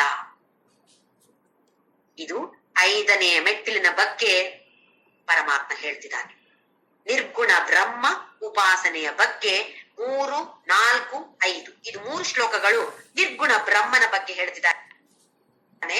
5ನೇ ಶ್ಲೋಕದಲ್ಲಿ ಅದು ಎಷ್ಟು ಕಷ್ಟಕರವಾಗಿದೆ ಹೇಳ್ತಿದ್ದಾನೆ. ಏನು ದೇಹವದ್ಭಿ ಅಂತ ಹೇಳಿದ್ರೆ ನಾವೆಲ್ಲರೂ ದೇಹ ಅಭಿಮಾನಿಗಳು. ನಮ್ಮನ್ನ ನಾವು ಗುರುತಿಸಿಕೊಳ್ಳೋದು ಹೇಗೆ? ಜ್ಯೋತಿ ಅಂದ್ರೆ ಯಾರು? ಈ ದೇಹ. ನಾನು ಅಂದ್ರೆ ಈ ದೇಹ. ಅಲ್ಲಿ ಇಲ್ಲಿ ಓದಿ ನಾನು ಅಂದ್ರೆ ದೇಹ ಅಲ್ಲ ಅಂತ ಗೊತ್ತಾಗಿದೆ, ನಾನು ಅಂದ್ರೆ ಆತ್ಮ ಅಂತ ಗೊತ್ತಾಗಿದೆ. ಆದ್ರೆ ಅದು ಅನುಭವಕ್ಕೆ ಇನ್ನೂ ಬಂದಿಲ್ಲ. ನಾನು ಅಂತ ಹೇಳಿದ್ರೆ ಇನ್ನೂ ದೇಹವೇ ಅಂತ ಭಾವನೆ ಇದೆ ನನಗೆ. ಹೇಗ್ ಗೊತ್ತಾಗುತ್ತೆ? ಇವತ್ತು ಯಾವ ಸೀರೆ ಉಟ್ಕೊಳ್ಬೇಕು, ಯಾವ ಚೈನ್ ಹಾಕ್ಬೇಕು, ಅದ್ ಹಾಕಿದ್ರೆ ಹೇಗ್ ಕಾಣಿಸುತ್ತೆ, ಈ ಸಲ್ವಾರ್ ಹಾಕಿದ್ರೆ ಚೆನ್ನಾಗ್ ಕಾಣಿಸತ್ತ, ದುಪ್ಪಟ ಹಾಕಿದ್ರೆ ಚೆನ್ನಾಗಿರತ್ತಾ, ಚೆನ್ನಾಗಿರಲ್ವಾ? ಅಷ್ಟೇಯಾ? ಬಟ್ಟೆ ಬರೆಗಳ ಬಗ್ಗೆ ಅಂದ್ರೆ ದೇಹದ ಬಗ್ಗೆ ತಾನೇ ಅಷ್ಟೊತ್ತಿಗೆ. ಬಟ್ಟೆ ಬರೆ ಅಂದ್ರೆ ಏನು? ದೇಹಕ್ಕೆ ಹಾಕಿಕೊಳ್ಳೋದು ತಾನೆ. ಹಾಗೆಯೇ ಆರೋಗ್ಯದ ಬಗ್ಗೆ ಚಿಂತೆ. ಇದು ತಿಂದ್ರೆ ಅದಾಗತ್ತೆ, ಅದು ಕುಡಿದ್ರೆ ಶೀತ ಆಗತ್ತೆ, ಇದು ತಿಂದ್ರೆ ಉಷ್ಣ ಆಗತ್ತೆ. ಯಾವುದರ ಬಗ್ಗೆ ಆಲೋಚನೆ? ದೇಹದ ಬಗ್ಗೆ ಆಲೋಚನೆ. ರಾತ್ರಿ ಆಯ್ತು, ಅಲ್ಲಿಂದ ಒಬ್ಬಳೆ ಬರ್ಬೇಕು ಅಂದ್ರೆ ಭಯ, ದೇಹದ ಬಗ್ಗೆ ಆಲೋಚನೆ ತಾನೆ. ಇಲ್ಲಿ ಎಲ್ಲಿದ್ದಾನೆ ನಿರ್ಗುಣ ಬ್ರಹ್ಮ? ನನ್ನ ದೇಹದ ಬಗ್ಗೆ ಆಲೋಚನೆ. ಅಯ್ಯೋ ರಿಟೈರ್ಮೆಂಟ್ ಆಯ್ತು, ಮಕ್ಳು ನೋಡಿಕೊಳ್ತಾರ ಇಲ್ವೋ ನಮ್ಮನ್ನು? ನೋಡಿಕೊಳ್ಳದಿದ್ರೆ ಏನ್ ಮಾಡೋದು? ದುಡ್ಡು ಬೇಕಾದಷ್ಟು ಇದೆಯಾ ಇಲ್ವಾ? ಆಮೇಲೆ ಆರೋಗ್ಯಕ್ಕೆ ಏನಾದ್ರೂ ಆದ್ರೆ ಹಾಸ್ಪಿಟಲ್ ಹೋಗ್ಲಿಕ್ಕೆ ದುಡ್ಡು ಬೇಕು, ದುಡ್ಡಿದ್ಯಾ ಇಲ್ವಾ? ಇದೆಲ್ಲ ಏನು? ದೇಹದ ಬಗ್ಗೆ ತಾನೇ ಆಲೋಚನೆ ನಮ್ಗೆ. ಅದಕ್ಕೆ ನಮ್ಮನ್ನ ದೇಹ ಅಭಿಮಾನಿಗಳು ಅಂತ ಹೇಳೋದು, ದೇಹವದ್ಭಿ ಅಂತ ಹೇಳ್ತಾರೆ. ಇಲ್ಲಿ ಬೇರೆ ಯಾವ ತರದ ಶಾರ್ಟ್ ಕಟ್ ಇಲ್ಲ. ನಿರ್ಗುಣ ಬ್ರಹ್ಮನನ್ನ ತಲುಪಬೇಕು ಅಂತ ಇದ್ರೆ ಅರ್ಹತೆಗಳು ಬೇಕು. ಆ ಅರ್ಹತೆಗಳು ಬೇಕು ಅಂತ ಇದ್ರೆ ಕರ್ಮಯೋಗ, ಉಪಾಸನಾ ಯೋಗ, ಆಮೇಲೆ ಈ ಮೆಟ್ಲನ್ನ ದಾಟಿ ದಾಟಿ ಹತ್ತಿ ಹತ್ತಿ ಮಾತ್ರ 5ನೇ ಮೆಟ್ಲಿಗೆ ಬರ್ಲಿಕ್ಕಾಗ್ತದೆ. ಇದನ್ನ ಪರಮಾತ್ಮ ಕೂಡ ರಣರಂಗದಲ್ಲಿ ತೋರಿಸಿಕೊಟ್ಟಿದ್ದಾನೆ ಅರ್ಜುನನಿಗೆ. ಇಲ್ಲ ಏನೋ ಒಂದು ಶಾರ್ಟ್ ಕಟ್ ಮೆಥಡ್ ಇದೆ ಅಂತ ಅನ್ಕೊಳ್ಳಿ. ರಾಮಕೃಷ್ಣ ಪರಮಹಂಸ ಮಾಡಿಲ್ವೇ? ಸ್ವಾಮಿ ವಿವೇಕಾನಂದನ ನರೇಂದ್ರ ಆಗಿದ್ದ, ಚಿಕ್ಕವನಾಗಿದ್ದಾಗ ಹೆಸರು ನರೇಂದ್ರ ಅಂತ ಇತ್ತು. ಅವನ ತಲೆಯನ್ನ ಮುಟ್ಟಿದ್ರಂತೆ, ಶಕ್ತಿಪಾತ. ನಮಗೂ ಎಷ್ಟು ಚೆನ್ನಾಗಿತ್ತಲ್ಲ ಯಾರಾದ್ರೂ ಹಾಗೆ ಮಾಡಿದ್ರೆ, ನಮ್ಮನ್ನ ಮುಟ್ಟಿಯೋ ನೋಡಿಯೋ ಏನಾದ್ರೂ ಈ ತರ ನಮ್ಗೆ ಟ್ರಾನ್ಸ್ಫರ್ ಮಾಡ್ಲಿಕ್ಕೆ ಆಗ್ತದೆ. ಅಪ್ಪ ನಮಗೇನು ಕೆಲಸ ಇಲ್ಲ, ಸುಲಭವಾಗಿ ಬರ್ತಿತ್ತು. ಆ ನರೇಂದ್ರನಿಗೂ ಇಂದಿನ ಜನ್ಮದಲ್ಲಿ ಎಲ್ಲ ಆಗಿತ್ತು, ಸ್ವಲ್ಪ ಮಾತ್ರ ಬಾಕಿ ಇತ್ತು, ಹಾಗಾಗಿ ನಡೀತು. ನಮ್ಮಂತವರಿಗೆ ನಡೆಯತ್ತ? ಹಾಗೆ ನಡೀತದೆ ಅಂತ ಇದ್ರೆ ಈ ರಣರಂಗದಲ್ಲಿ ಕೂತ್ಕೊಂಡು ಕೃಷ್ಣ 18 ಅಧ್ಯಾಯ ಭಗವದ್ಗೀತೆ ಹೇಳ್ಕೊಡ್ತಾ ಇದ್ನ ಅರ್ಜುನನಿಗೆ. ಬಾ ಅರ್ಜುನ, ಒಂದ್ಸಲ ಮುಟ್ತೇನೆ ನಿನ್ನನ್ನು, ತಲೆ ಮುಟ್ಟಿ ಹೇಳ್ತಿರ್ಲಿಲ್ವಾ? ಇದು ಸಾಧ್ಯ ಇಲ್ಲ ಅಂತ ತೋರಿಸ್ಕೊಡ್ತಾ ಇದ್ದಾನೆ. ಹಾಗೆಯೇ 11ನೇ ಅಧ್ಯಾಯದಲ್ಲಿ ನೋಡಿದೆವು, ದಿವ್ಯ ಚಕ್ಷುವನ್ನ ಒಂದು ಸಲ ಕೊಟ್ಟ, ಮತ್ತೆ ವಾಪಸ್ ತಕೊಂಡ. ಹೇಗ್ ಕೊಡು? ಇಲ್ಲ ಅರ್ಜುನನೇ ವಾಪಸ್ ಕೊಟ್ಟ ಅಂತ ಅನ್ಕೊಳ್ಳಿ. ಅಂತೂ ಹೆಚ್ಚು ಸಮಯ ಇರ್ಲಿಲ್ಲ ಅವನ ಹತ್ರ, ಸ್ವಲ್ಪ ಸಮಯ ಮಾತ್ರ. ವಿಶ್ವರೂಪ ದರ್ಶನವನ್ನ ಒಂದ್ಸಲ ನೋಡ್ಲಿಕ್ಕೆ ಸಿಗ್ಲಿಕ್ಕೆ ಮಾತ್ರ ಅದು ಆ ದಿವ್ಯ ಚಕ್ಷುವನ್ನ ಪ್ರಸಾದ ಮಾಡ್ತ. ಹಾಗೆ ಪ್ರತಿಯೊಬ್ಬರಿಗೂ ಕೂಡ ಯಾವುದು ಶಾರ್ಟ್ ಕಟ್ ಇಲ್ಲ. ಕರ್ಮಯೋಗ ಲೆವೆಲ್ 1, ಲೆವೆಲ್ 2, ಉಪಾಸನಾ ಯೋಗ ಲೆವೆಲ್ 1, ಲೆವೆಲ್ 2 ಮಾಡಿ 5ನೆಯ ಮೆಟ್ಟಿಲನ್ನ ಹತ್ತಿದ ಮೇಲೆ ನಮ್ಗೆ ಸಿಗುವಂತದ್ದು ಮೋಕ್ಷ. ಹಾಗೆ ಮೋಕ್ಷದ ಗುರಿ ಇದೆಯೋ ಇದೆಲ್ಲವನ್ನು ನಾವು ದಾಟಿಯೇ ಬರ್ಬೇಕು. ಹಾಗೆಯೇ ವೇದಗಳಲ್ಲಿ, ಉಪನಿಷತ್ತುಗಳಲ್ಲಿ ಏನ್ ಹೇಳಿದೆ ಅಂತ ಹೇಳಿದ್ರೆ, ಮೋಕ್ಷ ಸಿಗಬೇಕು ಅಂತ ಇದ್ರೆ ಜ್ಞಾನ ಬೇಕೇ ಬೇಕು. ಜ್ಞಾನ ಯೋಗ ಇಲ್ಲದೆ ಇದ್ದರೆ ಮೋಕ್ಷ ಅಸಾಧ್ಯ. ಏನು ಜ್ಞಾನ ಯೋಗ ಅಂತ ಹೇಳಿದ್ರೆ? ಶ್ರವಣ, ಮನನ, ನಿಧಿಧ್ಯಾಸನ. ಪೂಜೆ ಅಲ್ಲ, ಕೇಳೋದು ಅಥವಾ ಬೇರೆ ಬೇರೆ ಓದೋದಿರ್ಬೋದು, ಅಥವಾ ಬೇರೆ ಬೇರೆ ತರದ ಜ್ಞಾನೇಂದ್ರಿಯಗಳನ್ನ ನಾವು ಏನು ಗ್ರಹಿಸಕ್ಕೆ ಸಾಧ್ಯವೋ ಅದು ತಗೊಳ್ಳುವಂಥದ್ದು. ಆಮೇಲೆ ಮನನ, ಏನು ತೆಗೆದುಕೊಂಡಿದ್ದೇವೋ ಅದನ್ನೇ ಮತ್ತೆ ಮತ್ತೆ ಮತ್ತೆ ಮತ್ತೆ ವಿಚಾರ ಮಾಡುವಂಥದ್ದು. ನಮ್ಮ ಸಂಶಯಗಳೆಲ್ಲ ದೂರ ಆಗತ್ತೆ. ಆಮೇಲೆ ನಿಧಿಧ್ಯಾಸನ, ಅದನ್ನ ರಕ್ತಗತವಾಗಿ ಮಾಡಿಕೊಳ್ಳುವಂಥದ್ದು. ಏನನ್ನ ನಾವು ತಿಳಿದುಕೊಂಡಿದ್ದೇವೋ, ಅರಿತುಕೊಂಡಿದ್ದೇವೋ ಅದನ್ನ ರಕ್ತಗತವಾಗಿ ಮಾಡಿಕೊಳ್ಳುವಂಥದ್ದು ನಿಧಿಧ್ಯಾಸನ. ಇದು ಜ್ಞಾನಯೋಗ. ಆದಿಶಂಕರಾಚಾರ್ಯರು ಕೂಡ ಆತ್ಮಬೋಧದಲ್ಲಿ ಹೇಳ್ತಾರೆ, ಜ್ಞಾನಯೋಗದಿಂದ ಮಾತ್ರ ಮೋಕ್ಷ ಸಾಧ್ಯ. ಹಾಗೆ ಅಂತೇಳಿ 10ನೇ ಅಧ್ಯಾಯದಲ್ಲಿ ಭಗವಂತ ಹೇಳಿದಾನೆ, ಯಾರು ಪ್ರೀತಿ ಪೂರ್ವಕವಾಗಿ ನನ್ನನ್ನ ಭಜನೆ ಮಾಡ್ತಾರೋ ದದಾಮಿತೆ ಬುದ್ಧಿಯೋಗಂ, ಅವರಿಗೆ ಬುದ್ಧಿಯೋಗವನ್ನ ನಾನು ಕೊಡ್ತೇನೆ ಅಂತ ಹೇಳಿದಾನೆ. ಹೇಳಿದ್ರೆ ಈ ಜ್ಞಾನ ಯೋಗವನ್ನ ಪರಮಾತ್ಮನೇ ಕೊಡ್ತಾನೆ. ನಾವು ಸ್ವಲ್ಪ ಸ್ವಲ್ಪ ಮೇಲಕ್ಕೆ ಏರಿದರೆ ಮಾತ್ರ. ವಿಚಾರ ಮಾಡದೆ ಏನೇನಾದ್ರೂ ಕಾರ್ಯ ಮಾಡಿ, ಏನೇನಾದ್ರೂ ಮಾತಾಡಿ, ಏನೇನಾಡಿದ್ರೆ ಮತ್ತೆ ಸಾಯಿ ಅಂತ 4ನೇ ಮೆಟ್ಟಿಲಿನಿಂದ 1ನೇ ಮೆಟ್ಟಿಲಿಂದ ಹಾಗಾಗಿ ತುಂಬಾ ಜಾಗರೂಕರಾಗಿರ್ಬೇಕು. ಕತ್ತಲಾಗಿದೆ ಅಂತ ಅನ್ಕೊಳ್ಳಿ. ನಮ್ಗೆ ಏನಾದ್ರೂ ಕಾಣಬೇಕು ಅಂತಿದ್ರೆ ಏನ್ ಮಾಡ್ಬೇಕು? ಬೆಳಕು ತರಬೇಕು, ಒಂದು ಲೈಟ್ ಅನ್ನ ಹಚ್ಚಬೇಕಲ್ಲಿ. ನಾವು ದೀಪವನ್ನ ಬೇರೆ ಕಾಣಿಸುತ್ತೆ, ಕೋಣೆಯಲ್ಲಿ ಏನಿದೆಯೋ ಅದು ಕಾಣಿಸುತ್ತೆ ಅಲ್ವೇ? ಕತ್ತಲು ಹೋಗ್ಬೇಕು ಅಂತ ಇದ್ರೆ ಅಲ್ಲಿ ಬೆಳಕನ್ನ ತರಬೇಕು. ನಾವೇನ್ ಮಾಡ್ತೇವೆ? ಕತ್ತಲು ಹೋಗ್ಬೇಕು ಅಂತ ಇದ್ರೆ ನಾನೀಗ ಹೋಗಿ ಅಲ್ಲಿ ಗುಡಿಸ್ತೇನೆ, ಕತ್ತಲು ಹೋಗತ್ತಾ? ಇಲ್ವಲ್ಲ. ಕಸ ಹೋಗ್ಬೋದು, ಕತ್ತಲು ಕತ್ತಲು ಹಾಗೆಯೇ ಉಳ್ಕೊಂಡಿರುತ್ತೆ. ಇಲ್ಲ ಬೇರೆ ಏನೇನೋ ಕೆಲಸ ಮಾಡ್ತೀವಿ ಅಲ್ಲಿ ಹೋಗಿ, ಕತ್ತಲು ಹೋಗತ್ತಾ? ಇಲ್ಲ. ಕತ್ತಲು ಹೋಗೋದು ಒಂದೇ ಒಂದು ವಿಧಾನ, ಬೆಳಕನ್ನ ಅಲ್ಲಿ ತರಬೇಕು. ದೀಪವನ್ನ ಅಲ್ಲಿ ಹಚ್ಚಿದ್ರೆ ಮಾತ್ರ ಬೆಳಕು ಬರುತ್ತೆ, ಅಥವಾ ಸೂರ್ಯನ ಕಿರಣವನ್ನಾದ್ರೂ ಬೀಳುವಂತೆ ಮಾಡ್ಬೇಕಲ್ಲಿ. ಯಾವುದೋ ಒಂದು ರೀತಿಯಲ್ಲಿ ಬೆಳಕು ತಂದ್ರೆ ಮಾತ್ರ ಕತ್ತಲೆ ಹೋಗೋದು ಅಲ್ವಾ? ಹಾಗೆಯೇ ನಮಗೆ ಕೂಡ ಆ ನಿರ್ಗುಣ ಬ್ರಹ್ಮನನ್ನ ತಲುಪಬೇಕು ಅಥವಾ ಮೋಕ್ಷ ಸಿಗಬೇಕು ಅಂತ ಹೇಳಿದ್ರೆ ಒಂದೇ ಒಂದು ದಾರಿ, ನಿರ್ಗುಣ ಬ್ರಹ್ಮ. ಆ ಮೆಟ್ಟಲನ್ನ ತಲುಪಬೇಕು ಅಂತ ಇದ್ರೆ ಇಲ್ಲಿಂದ ಶುರು ಮಾಡಿ ಹೋಗ್ತಾ ಇರ್ಬೇಕು. ಹಾಗೆ ಯಾರು ಕಡಿಮೆ ಯಾರು ಹೆಚ್ಚು ಅಂತಲ್ಲ. 5ನೇ ಕ್ಲಾಸ್ನಲ್ಲಿರುವ ಹುಡುಗನ ಹತ್ರ ಹೋಗಿ ನೀನು ಬರೇ ನಿನ್ಗೆ ಏನು ಬುದ್ಧಿ ಇಲ್ಲ, ನೀನಿನ್ನ 5ನೇ ಕ್ಲಾಸ್ ಅಲ್ಲಿ ನಾನ್ ನೋಡಿ PhD ಇದ್ದೇನೆ ಅಂತ ಹೇಳ್ತೀವ? ಇಲ್ವಲ್ಲ. ಯಾಕೆಂದ್ರೆ ಆ ಹುಡುಗ ಅಷ್ಟೇ ಎತ್ತರ ಬೆಳೆದಿರೋದು, ಅವನ ವಯಸ್ಸು ಅಷ್ಟೇ, ಅವನಿಗೆ ಅದು ಮಾತ್ರ ಅರ್ಥ ಆಗತ್ತೆ. ಅವನಿಗೆ PhD ಏನ್ ಹೇಳ್ಕೊಡ್ತಾರೋ ಅದು ಅರ್ಥ ಆಗೋದಿಲ್ಲ. ಹಾಗೆಯೇ ನಾವು PhD ಮಾಡಿದಾಗ 5ನೇ ಕ್ಲಾಸ್ನಲ್ಲಿ ಏನು ಕಲ್ತಿದೆವೋ ಅದನ್ನು ಉಪಯೋಗಿಸಿಕೊಳ್ಳೋದಿಲ್ವೇ? ಹಾಗೆಯೇ ಯಾವುದು ಹೆಚ್ಚು ಯಾವುದು ಕಡಿಮೆ ಅಂತಲ್ಲ, ಆದ್ರೆ ಮೋಕ್ಷ ನಮ್ಮ ಗುರಿಯಾಗಿದ್ರೆ ಒಂದೊಂದೇ ಮೆಟ್ಲನ್ನ ಹತ್ತಿಕೊಂಡು ಮುಂದಕ್ಕೆ ಸಾಗಲೇಬೇಕು. ಇಲ್ಲ ನಮ್ಮ ಲೌಕಿಕ ಕೋರಿಕೆಗಳಿಗೆ ಮಾತ್ರ ನಾವು ದೇವರನ್ನ ಉಪಯೋಗಿಸಿಕೊಳ್ತಾ ಇದ್ದೇವೆ ಅಂತ ಹೇಳಿದ್ರೆ ಹೇಗೆ ಬೇಕಾದ್ರೂ ಜೀವಿಸ್ಬೋದು. ನಮ್ಗೆ ಯಾವುದು ಸರಿ ಅಂತ ತೋರುತ್ತೋ ಹಾಗೆ ಜೀವಿಸ್ಬೋದು. ಆದ್ರೆ ಮೋಕ್ಷ ಗುರಿ ಅಂತ ಹೇಳುವಂತ ನಮ್ಮಂತ ಸಾಧಕರಿಗೆ ಭಗವದ್ಗೀತೆಯ ಅರ್ಥವನ್ನ ತಿಳಿದುಕೊಂಡು ಅದರ ಮನನ ಮತ್ತೆ ಮಾಡಿಕೊಂಡು ಅದರ ನಿಧಿಧ್ಯಾಸನವನ್ನ ಮಾಡಿಕೊಂಡು ಜ್ಞಾನ ಯೋಗದ ಮೆಟ್ಟಿಲನ್ನ ಖಂಡಿತವಾಗಿಯೂ ನಾವೆಲ್ಲರೂ ಏರೋಣ. ಮುಂದಿನ ಶ್ಲೋಕ.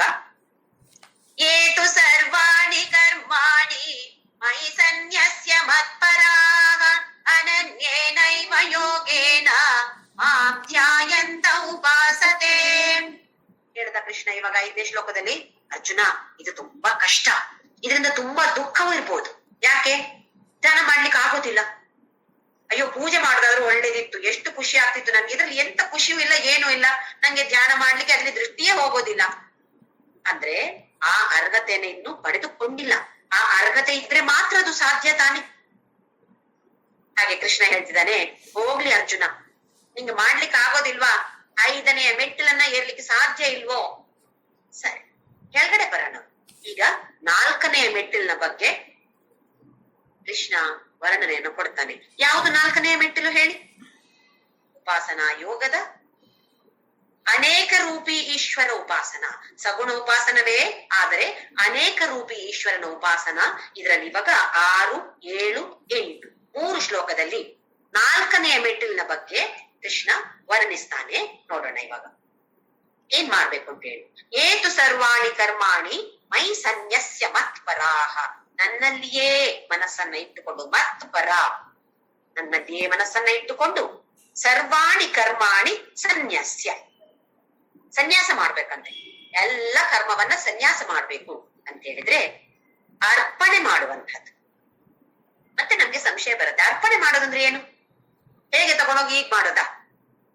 ನಾವೀಗ ಹೂ ಹಾಕ್ತಿವಲ್ಲ, ಪುಷ್ಪಾಂಜಲಿ ಅರ್ಪಣೆ ಮಾಡ್ತೀವಿ ದೇವರಿಗೆ, ಅಥವಾ ಅರ್ಚನೆ ಮಾಡ್ತೀವಿ.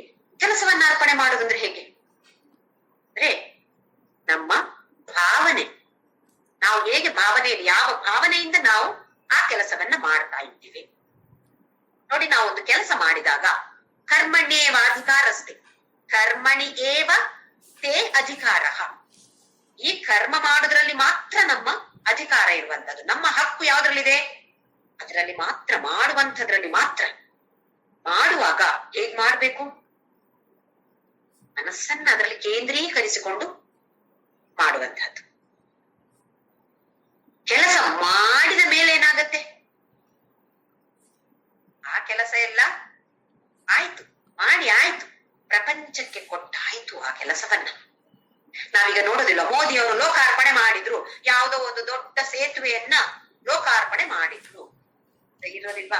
ಅಂದ್ರೆ ಏನು, ತಗೊಂಡೋಗಿ ಲೋಕಕ್ಕೆ ಬಿಸಾಕೋದ ಅದನ್ನ?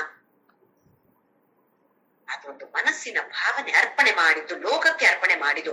ನಾವು ಮಾಡುವ ಪ್ರತಿಯೊಂದು ಕೆಲಸವೂ ಕೂಡ ಏನಾಗ್ತಾ ಇದೆ, ಮಾಡಿದ ತಕ್ಷಣ ಅದು ಲೋಕಕ್ಕೆ ಅರ್ಪಣೆ ಆಗ್ತಾ ಇದೆ.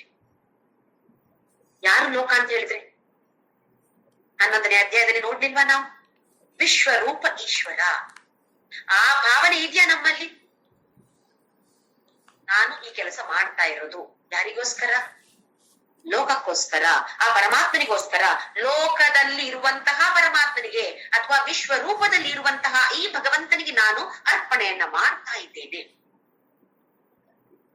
ಅರ್ಪಣೆ ಅಂತ ಹೇಳಿದ್ರೆ ಏನು ದೊಡ್ಡದಾಗಿ ಹೀಗೆ ಮಾಡುದು, ಡ್ಯಾನ್ಸ್ ಮಾಡೋದೇನಲ್ಲ. ಮನಸ್ಸಿನಲ್ಲಿ ಆ ಭಾವನೆಯನ್ನು ತಂದುಕೊಳ್ಳೋದು, ಇದು ಗುಡಿಸುವ ಕೆಲಸ.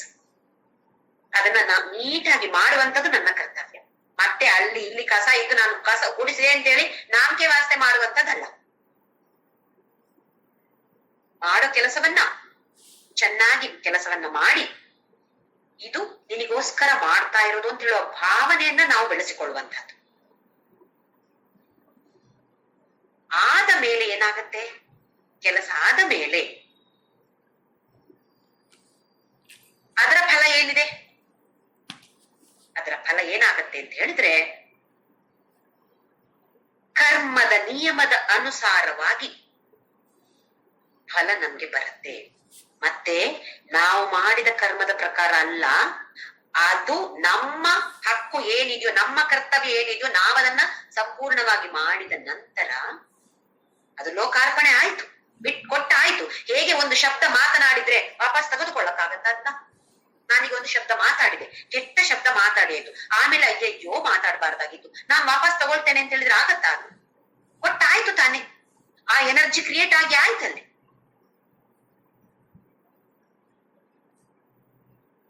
ಅದು ಆ ಕರ್ಮದ ನಿಯಮದ ಪ್ರಕಾರ, ಲಾಸ್ ಆಫ್ ಕರ್ಮ ಅಂತ ಹೇಳ್ತೀವಲ್ಲ, ಕರ್ಮದ ನಿಯಮಾನುಸಾರವಾಗಿ ಆ ಫಲ ನಮ್ಗೆ ಬರುತ್ತೆ. ಎಲ್ಲ ಸುತ್ತಿಕೊಂಡು ಕರ್ಮದ ನಿಯಮದ ಪ್ರಕಾರ ಮಾತ್ರ ನಮ್ಗೆ ಆ ಫಲ ಬರುತ್ತೆ. ಆ ಫಲ ಬಂದಾಗ ಯಾವುದೇ ಬರಲಿ, ನಾನು ಎಲ್ಲದಕ್ಕೂ ರೆಡಿ, ತಯಾರ್. ನಾನು ಹೀಗೂ ಬಂದ್ರೆ ಒಳ್ಳೇದು, ಹಾಗೂ ಬಂದ್ರೆ ಒಳ್ಳೇದು ಅಂತ ಭಾವನೆಯನ್ನ ಬೆಳೆಸಿಕೊಳ್ಳುವಂತವರಾಗ್ಬೇಕು ನಾವು. ಇದು ಸರ್ವಾಣಿ ಕರ್ಮಾಣಿ ಮೈ ಸನ್ಯಸ್ಯ ಹೇಳಿದ್ರೆ ಇದು ಮತ್ಪರ. ನನ್ನಲ್ಲಿಯೇ ದೃಷ್ಟಿಯನ್ನ ಇಟ್ಟುಕೊಂಡು ಎಲ್ಲ ಕೆಲಸಗಳನ್ನ ನನಗೆ ಅರ್ಪಣೆ ಮಾಡಿದ್ರೆ, ಇದು 4ನೇ ಮೆಟ್ಟಿಲಿನ ಬಗ್ಗೆ ಹೇಳ್ತಾ ಇರೋದು. ಹಾಗೆ ಅನನ್ಯೇನೈವ ಯೋಗೇನ, ಅನನ್ಯೇನ ಏವ ಯೋಗೇನ. ಏನು ಅನನ್ಯ ಅಂತ ಹೇಳಿದ್ರೆ ಇನ್ನು ಬೇರೆ ಯಾರೂ ಇಲ್ಲ, ಇನ್ನೊಬ್ಬನೇ ಇರುವಂತಹದ್ದು. ನಮ್ಮ ದೃಷ್ಟಿ ಹಾಗಿದ್ಯಾ? ಒಬ್ಬ, ನಾವೀಗ ಟ್ರೈನ್ ಅಲ್ಲಿ ಹೋಗ್ತಾ ಇರ್ತೀವಿ, ರೈಲ್ ನಲ್ಲಿ ಪ್ರಯಾಣ ಮಾಡಿದಾಗ ಒಂದು ದಿನ ಎಲ್ಲ ಹೋಗ್ಬೇಕು ಅಥವಾ 2 ದಿನ ಹೋಗ್ಬೇಕು ಅಂತ ಅನ್ಕೊಳ್ಳಿ. ಎಲ್ಲೋ ದೂರದ ಪ್ರಯಾಣ ಇದೆ, ಬೇರೆ ಬೇರೆ ಸ್ಟೇಷನ್ ಬಂದಾಗ ನಮ್ಗೆ ಬೋರ್ ಆಗಿರುತ್ತೆ, ಕೂತು ಬೋರ್ ಆಗಿರುತ್ತೆ. ಅದ್ರಲ್ಲೂ ಗಂಡಸರಾದ್ರೆ ಪ್ರತಿ ಸ್ಟೇಷನ್ ಅಲ್ಲಿ ಮತ್ತೆ ಇಳಿತಾರೆ. ಅವರು ಇಳಿದು ಏನ್ ಮಾಡೋದು, ಅಪ್ಪ ಒಂದ್ಸಲ ಹೀಗೆಲ್ಲ ಮಾಡಿ ಒಂದು ನ್ಯೂಸ್ ಪೇಪರ್ ತಗೊಳ್ಳೋದು, ಇಲ್ಲ ಒಂದು ಜ್ಯೂಸ್ ತಗೊಳ್ಳೋದು, ಒಂದು ಕಾಫಿ ಕುಡಿಯೋದು, ಏನೋ ಒಂದು ಇಲ್ವಾ, ಹಾಗ್ ಮಾಡಿ ಪುನಃ ಟ್ರೈನ್ ಹೊರಟಾಗ, ರೈಲ್ ಹೊರಟಾಗ ಅವ್ರು ಹತ್ತೋದಿಲ್ವಾ? ಅಲ್ಲ, ಅಲ್ಲೇ ಕುತ್ಕೊ, ನಾನು ಇಲ್ಲೇ ಇರ್ತೇನೆ ಕುತ್ಕೊಳ್ತಾರ? ಇಲ್ಲ. ಆ ರೈಲು ಮತ್ತೆ ವಿಸಿಲ್ ಆಗಿ ಅದು ಹೊರಡೋ ಮೊದ್ಲು ಮತ್ತೆ ಹತ್ತಿ ತಮ್ಮ ತಮ್ಮ ಸ್ಥಾನದಲ್ಲಿ ಕುತ್ಕೊಳ್ತಾರೆ. ಇದು ನಮ್ಗೆಲ್ರಿಗೂ ಗೊತ್ತಿದೆ, ನಾವು ಮಾಡ್ತೇವೆ. ಅಂದ್ರೆ ಏನು? ಗುರಿಯನ್ನ ಮರಿಬಾರ್ದು. ಲೋಕದಲ್ಲಿ ವ್ಯವಹಾರ ನಡೆಸ್ತಾ ಇರ್ಬೇಕು, ಆದ್ರೆ ನನ್ನ ಗುರಿ ಏನು? 4ನೇ ಮೆಟ್ಟಿಲಲ್ಲಿದ್ದಾಗ ಗುರಿ ಏನು? 5ನೇ ಮೆಟ್ಟಿಲು ಏರುವುದು 4ನೇ ಮೆಟ್ಟಿನಲ್ಲಿರುವಂತವರ ಗುರಿ. ಆಮೇಲೆ ಕೊನೆಯ ಗುರಿ ಮೋಕ್ಷವೇ. ಒಂದೊಂದೇ ಹೆಜ್ಜೆ ಮುಂದೆ ಹೋಗ್ಬೇಕು ತಾನೆ, ಒಂದೇ ಸಲಕ್ಕೆ ಮೇಲೆ ಹೋಗ್ಲಿಕ್ಕೆ ಆಗೋದಿಲ್ವಲ್ಲ. ಇನ್ನೊಂದು ಕಥೆ ಒಂದು ಸಲ ಹೇಳಿದೆ ನಾನು, 2-3 ಸಲ ಹೇಳಿರ್ಬೇಕು ಈ ಕಥೆ. ನಂಗೆ ತುಂಬಾ ಇಷ್ಟವಾದ ಕಥೆ ಇದು. ಒಬ್ಬ ರಾಜ ಇರ್ತಾನೆ, ರಾಜನಿಗೆ ಮಕ್ಳಿರೋದಿಲ್ಲ. ಹಾಗಾಗಿ ಮುಂದಿನ ರಾಜ ಯಾರು ಅಂತ ನಿರ್ಧಾರ ತಗೊಳ್ಬೇಕಿದ್ರೆ ಒಂದು ಪರೀಕ್ಷೆಯನ್ನ ಮಾಡ್ತಾನೆ. ಅವನು ಡಂಗುರ ಸಾರಿಸ್ತಾನೆ. ಏನು ಅಂತ ಹೇಳಿದ್ರೆ, ಎಲ್ಲರಿಗೂ ಆಫರ್ ಇದೆ, ಇದು ಯಾರು ಬೇಕಿದ್ರು ಭಾಗವಹಿಸ್ಬೋದು ಇದ್ರಲ್ಲಿ. ಮಕ್ಳಿರ್ಬೋದು, ದೊಡ್ಡವರಿರ್ಬೋದು, ಹೆಂಗಸರಿರ್ಬೋದು, ಗಂಡಸರಿರ್ಬೋದು, ಯಾರೇ ಇರ್ಬೋದು, ಎಲ್ರು ಭಾಗವಹಿಸ್ಬೋದು. ಏನಂತ ಹೇಳಿದ್ರೆ, ದೊಡ್ಡ ಅಲ್ಲೊಂದು ಎಕ್ಸಿಬಿಷನ್ ಗ್ರೌಂಡ್ ಇದೆ. ಅಲ್ಲಿ ರಾಜ ಮಾರು ವೇಷದಲ್ಲಿ ಇರ್ತಾನ. ಆ ರಾಜನನ್ನ ಗುರ್ತಿಸ್ಬೇಕು. ಯಾರು ಗುರ್ತಿಸ್ತಾರೋ ಅವನೇ ಮುಂದಿನ ರಾಜ ಅಥವಾ ಅವಳೇ ಮುಂದಿನ ರಾಣಿ ಅಂತ ಇದು ಒಂದು ಪರೀಕ್ಷೆ. ಎಲ್ಲರಿಗೂ ಭಾರಿ ಖುಷಿ ಆಯ್ತು. ಆ ಊರಿನವರಿಗೆ ಭಾರಿ ಖುಷಿ. ಈಗೆಂತ ಸುಲಭ ಇದೆ, ಯಾವುದೋ ಒಂದು ವೇಷದಲ್ಲಿ ರಾಜ ಇರ್ತಾನೆ, ಅವನನ್ನು ಹೋಗಿ ನೀನು ರಾಜ ಅಂತ ಹೇಳಿದ್ರೆ ಆಯ್ತು, ಅವನನ್ನ ಕಂಡು ಹಿಡಿದ್ರೆ ಆಯ್ತು ಅಲ್ವಾ? ಎಷ್ಟು ಸುಲಭದ ಕೆಲಸ ಆಯ್ತು. ಆ ದಿನ ಬಂತು, ಎಲ್ಲರೂ ಜಾತ್ರೆ ಹೋದ್ರು. ಎಲ್ರು ಆ ಗ್ರೌಂಡಿಗೆ, ಎಕ್ಸಿಬಿಷನ್ ಗ್ರೌಂಡಿಗೆ ಹೋದ್ರಲ್ಲ, ಅಲ್ಲಿ ಹೋಗಿ ನೋಡಿದ್ರೆ ವೈವಿಧ್ಯಮಯವಾದ ಕಾರ್ಯಕ್ರಮಗಳಿವೆ. ಒಂದು ಕಡೆಯಲ್ಲಿ, ಒಂದಷ್ಟು ಕಡೆಯಲ್ಲಿ ಡ್ಯಾನ್ಸ್ ನಡೀತಾ ಇದೆ, ಸಂಗೀತ ನಡೀತಾ ಇದೆ, ನಾಟಕ ನಡೀತಾ ಇದೆ. ಈಚೆ ಕಡೆ ಡೊಂಬರ, ತೊಟ್ಟಿಲು, ಈ ತರದ ಆಡುವಂತಹ ಬೇರೆ ಬೇರೆಗಳು, ಬೇರೆ ಬೇರೆ ರೀತಿಯ ಪರಿಕರಗಳಿವೆ. ಬೇರೆ ಬೇರೆ ತರದ ಹೋಟೆಲ್ಗಳಿವೆ.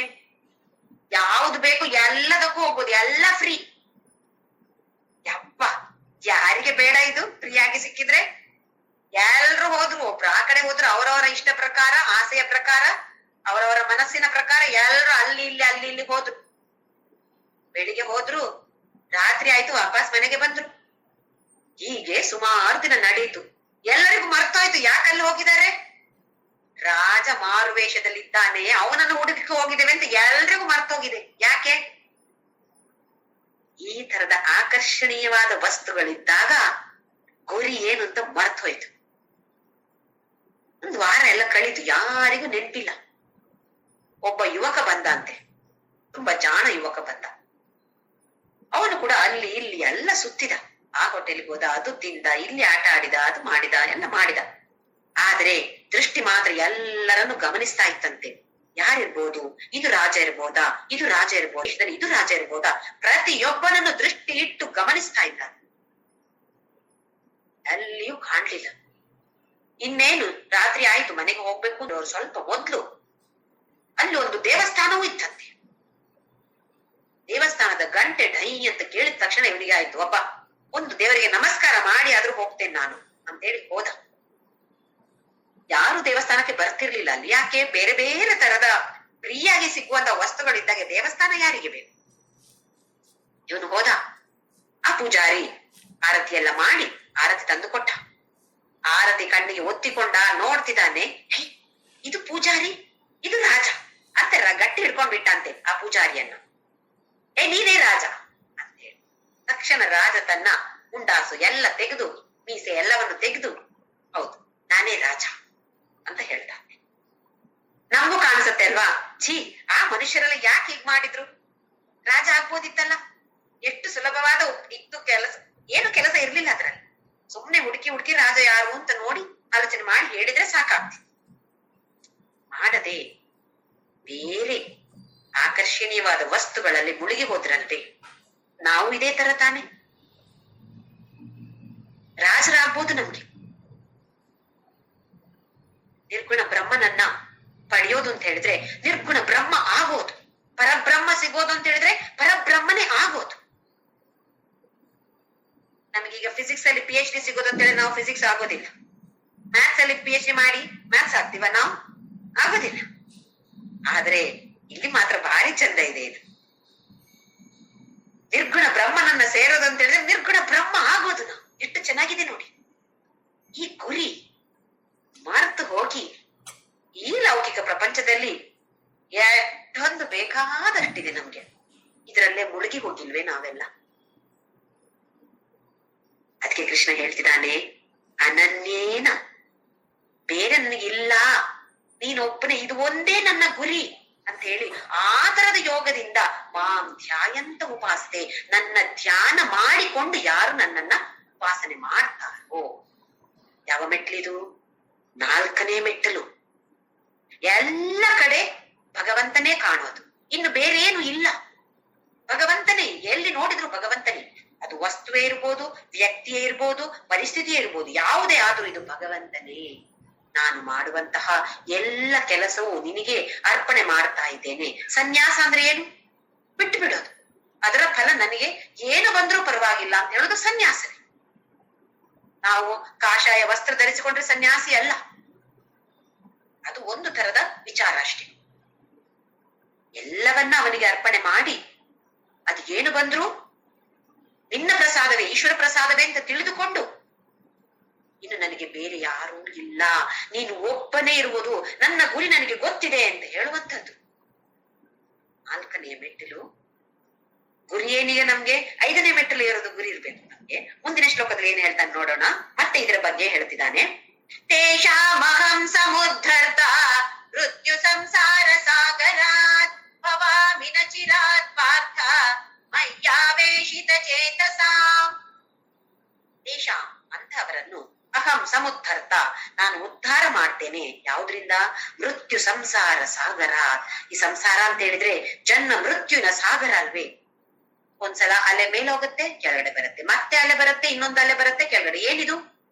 ಮೇಲೆ ಹೇಳ್ತೀವಿ, ವ್ಯಕ್ತವಾಗ್ತೀವಿ, ಮತ್ತೆ ಕೆಳಗೆ ಹೋಗ್ತೀವಿ, ಅವ್ಯಕ್ತವಾಗ್ತೀವಿ, ಮತ್ತೆ ಮೇಲೆ, ಮತ್ತೆ ಕೆಳಗೆ, ಜನನ ಮರಣ, ಜನನ ಮರಣ. ಇದು ಚಕ್ರ. ಈ ಚಕ್ರದಿಂದ ಅದಕ್ಕೆ ಕೃಷ್ಣ ಏನ್ ಹೇಳ್ತಿದ್ದಾನೆ? ಮೃತ್ಯು ಸಂಸಾರ ಸಾಗರ. ಈ ಸಂಸಾರ ಅಂತ ಹೇಳುದು ಜನ್ಮ ಮೃತ್ಯುವಿನ ಸಾಗರ. ಇದಕ್ಕೆ ಕೊನೆ ಇದೆಯಾ? ಇದೆ. ಇಷ್ಟು ಪ್ರಯತ್ನ ಮಾಡಿದ್ರೆ ಮಾತ್ರ ಕೊನೆ ಇರೋದು. ಹೀಗ್ ಯಾರು ಮಾಡ್ತಾರೋ ಅವರನ್ನ ನಾನು ಇಲ್ಲಿಂದ ಉದ್ಧಾರ ಮಾಡ್ತೇನೆ. ಭವಾಮಿ ನ ಚಿರಾತ್ ಪಾರ್ಥ ಮಯ್ಯಾವೇಶಿತ ಚೇತಸಾಂ. ಮೈ ಆವೇಶಿತ ಚೇತಸಾಂ, ಮನಸ್ಸು ನನ್ನಲ್ಲಿಯೇ ಇಟ್ಟುಕೊಂಡಿದ್ದವರು ಮಾತ್ರ. ನಮಗೆ ಹೇಗಿದೆ? ಪರಮಾತ್ಮ ಬೇಕು ನಮ್ಗೆ. ಯಾಕೆ? ನಮ್ಮ ಕೋರಿಕೆಗಳನ್ನ ಈಡೇರಿಸಿದಕ್ಕೋಸ್ಕರ ಮಾತ್ರ ನಮಗೆ ಭಗವಂತ. ಕಷ್ಟ ಬಂದಾಗ, ಸಂಕಟ ಬಂದಾಗ ವೆಂಕಟರಮಣ, ಸಂಕಟ ಇಲ್ಲದೆ ಇದ್ರೆ ವೆಂಕಟರಮಣನೂ ಇಲ್ಲ. ಹಾಗೆ ನಮಗೆ ಪರಮಾತ್ಮ ಗುರಿ. ಯಾಕೆ? ಪ್ರಪಂಚವನ್ನ ಈಡೇರಿಸಿದಕ್ಕೋಸ್ಕರ ನಮಗೆ ಪರಮಾತ್ಮ ಬೇಕಾಗಿರೋದು. ಪರಮಾತ್ಮನನ್ನು ಉಪಯೋಗಿಸಿಕೊಂಡು ನಮ್ಗೆ ಪ್ರಪಂಚ ಬೇಕಾಗಿರೋದು. ಹಾಗಿದ್ದವರಿಗಲ್ಲ. ಮೈ ಆವೇಶಿತ ಚೇತಸ, ಯಾರ ಮನಸ್ಸು ನನ್ನಲ್ಲಿಯೂ ಇದೆಯೋ ಅಂಥವರನ್ನ ನಾನು ಮೃತ್ಯು ಸಂಸಾರ ಸಾಗರದಿಂದ ಉದ್ಧಾರ ಮಾಡ್ತೇನೆ. ಯಾವಾಗ? ನ ಚಿರಾತ್. ಚಿರ ಅಂತ ಹೇಳಿದ್ರೆ ಚಿರಂಜೀವಿ ಅಂತ ಹೇಳ್ತೀವಿ. ಯಾವತ್ತಿಗೂ ಉದ್ದಕ್ಕೆ ತುಂಬಾ ಹಲವು ಕಾಲಗಳ ಸಮಯ ಅಂತ ಹೇಳಿದ್ರೆ ಚಿರ. ಚಿರಂಜೀವಿ ಅಂದ್ರೆ ಸಾವು ಇಲ್ಲ ಯಾವತ್ತು. ಹಾಗಲ್ಲ, ನಾ ಚಿರ. ಯಾವಾಗ ಅಂತ ಸರಿಯಾಗಿ 1 ವರ್ಷವ 2 ವರ್ಷವ 2 ಜನ್ಮ 3 ಜನ್ಮ ಅದೇನು ಹೇಳ್ತಾ ಇಲ್ಲ ಪರಮಾತ್ಮ ಇಲ್ಲಿ. ತುಂಬಾ ಲೇಟ್ ಆಗಿ ಅಲ್ಲ ಅಂದ್ರೆ ಬೇಗ. ಎಷ್ಟು ಬೇಗ ಅದು ಗೊತ್ತಿಲ್ಲ. ಅದು ಅವರವರ ಸಾಧನೆಯನ್ನ ಹೊಂದಿಕೊಂಡು ಇದೆ. ಹಾಗಾಗಿ ಅದನ್ನ ಜನರಲ್ ಆಗಿ ಹೇಳಕ್ ಸಾಧ್ಯ ಇಲ್ಲ ಕೃಷ್ಣನಿಗೆ. ಹಾಗಾಗಿ ತುಂಬಾ ಸಮಯದ ನಂತರ ಅಲ್ಲ, ಸ್ವಲ್ಪ ಮೊದಲೇ ನಾನು ಅವರನ್ನ ಮೃತ್ಯು ಸಂಸಾರದಿಂದ, ಈ ಸಾಗರದಿಂದ ಅವರನ್ನ ಉದ್ಧಾರ ಮಾಡ್ತೀನಿ ಅಂತ ಹೇಳ್ತಾನೆ. ಮುಂದಿನ ಶ್ಲೋಕದಲ್ಲಿ ಕೂಡ 4ನೇ ಮೆಟ್ಟಿಲಿನ ಬಗ್ಗೆ ವರ್ಣನೆ. ಮಯ್ಯೇವ ಮನಾಧತ್ಸ್ವ ಮಯಿ ಬುದ್ಧಿಂ ನಿವೇಶಯ ನಿವಸಿಷ್ಯಸಿ ಮಯ್ಯೇವ ಅತ ಊರ್ಧ್ವಂ ನ ಸಂಶಯಃ. ಮಯಿ ಏವ ಮನ ಆಧತ್ಸ್ವ. ಆಧತ್ಸ್ವ ಅಂದ್ರೆ ಒಂದು ಫಿಕ್ಸ್ ಮಾಡಿಕೊಳ್ಳು. ನನ್ನಲ್ಲಿಯೇ ಮನಸ್ಸನ್ನ ಕೇಂದ್ರೀಕರಿಸಿಕೊಂಡು ಫಿಕ್ಸ್ ಮಾಡಿಟ್ಟಿದ್ದಾರೆ. ಎಲ್ಲಿ? ಮಯಿ ಏವ, ನನ್ನಲ್ಲಿಯೇ. ಮಯಿ ಬುದ್ಧಿಂ ನಿವೇಶಯ, ನನ್ನಲ್ಲಿಯೇ ಅವರ ಬುದ್ಧಿಯನ್ನ ಕೂಡ ಇಟ್ಟುಕೊಂಡಿದ್ದಾರೆ. ಮನಸ್ಸು ಮಾತ್ರ ಅಲ್ಲ, ಬುದ್ಧಿಯನ್ನು ಕೂಡ. ನಮಗೆ ಬುದ್ಧಿ ಕೆಲವು ಸಲ ಕ್ವಶನ್ ಮಾಡೋದು, ಪ್ರಶ್ನೆ ಹಾಕೋದು ಯಾರು? ಬುದ್ಧಿ. ಹೌದಾ? ಸಂಶಯ ಬರೋದು ಯಾಕೆ? ಬುದ್ಧಿಯಿಂದಾಗಿ. ಬುದ್ಧಿಗೆ ಅದು ಕನ್ವಿನ್ಸ್ ಆಗ್ಲಿಲ್ಲ, ಸರಿಯಾಗ್ಲಿಲ್ಲ. ಬುದ್ಧಿಗೆ ನನ್ಗೆ ಅರ್ಥ ಆಗ್ಲಿಲ್ಲ ಯಾಕೆ ಹೀಗೆ ಆಗ್ಬೇಕು. ಮನಸ್ಸು ಓಕೆ ಆಯ್ತು, ಆದ್ರೆ ಬುದ್ಧಿ ಒಪ್ಪಿಕೊಳ್ತಾ ಇಲ್ಲ ಅಷ್ಟು ಬೇಗ. ಅದು ವಿಜ್ಞಾನ ಎಲ್ಲ ಓದಿದವರಿಗೆ ಅಷ್ಟು ಬೇಗ ಒಪ್ಪಿಕೊಳ್ಳೋದಿಲ್ಲ ಬುದ್ಧಿ. ಒಪ್ಪಿಕೊಳ್ಬೇಕಾದಂತಹದ್ದನ್ನ ನಾವು ಮಾಡ್ಬೇಕು. ಹೇಗೆ? ಈ ಸ್ಕ್ರಿಪ್ಚರ್ಸ್ ಅಂತ ಹೇಳ್ತೀವಲ್ಲ, ಧರ್ಮಯುಕ್ತವಾದ ಪುಸ್ತಕಗಳನ್ನ ಓದ್ಬೇಕು, ಇಲ್ಲ ಸತ್ಸಂಗಗಳನ್ನ ಕೇಳಬೇಕು. ಅದೆಲ್ಲ ಕೇಳಿದಾಗ ಓಹೋ ಬುದ್ಧಿಗೆ ಅರ್ಥ ಆಗತ್ತೆ. ಓಹೋ ಹೀಗಿದೆ ಅಲ್ಲ, ಆಹಾ ಹೌದು, ಅವಾಗ ಬುದ್ಧಿ ಒಪ್ಪತ್ತೆ. ಆಹಾ ಪರಮಾತ್ಮ ಇದ್ದಾನೆ, ಹೀಗೆಲ್ಲ ಇದೆ ಅಂತ ಹೇಳಿ ಅವಾಗ ಬುದ್ಧಿ ಏನ್ ಮಾಡತ್ತೆ? ಮನಸ್ಸನ್ನ ಪರಮಾತ್ಮನಲ್ಲಿ ಕೇಂದ್ರೀಕರಿಸಿಕೊಳ್ಳುವಂತೆ ಮಾಡುತ್ತೆ. ಮನಸ್ಸು ಒಪ್ಪಿಕೊಂಡಿರ್ಬೋದು, ಬುದ್ಧಿ ಒಪ್ಪಿಕೊಳ್ಳದೆ ಇದ್ದಿರು. ಈಗ ಬುದ್ಧಿಯು ಅದಕ್ಕೆ ಅರ್ಥ ಸರಿಯಾಗಿ ಅರ್ಥ ಆಯ್ತು. ಓಹೋ ಹೀಗೆಲ್ಲ ಇದೆಯಾ, ಹಾಗಾದ್ರೆ ಸರಿ. ಬುದ್ಧಿಗೆ ಅರ್ಥ ಆದಾಗ ಬುದ್ಧಿ ಏನ್ ಮಾಡತ್ತೆ?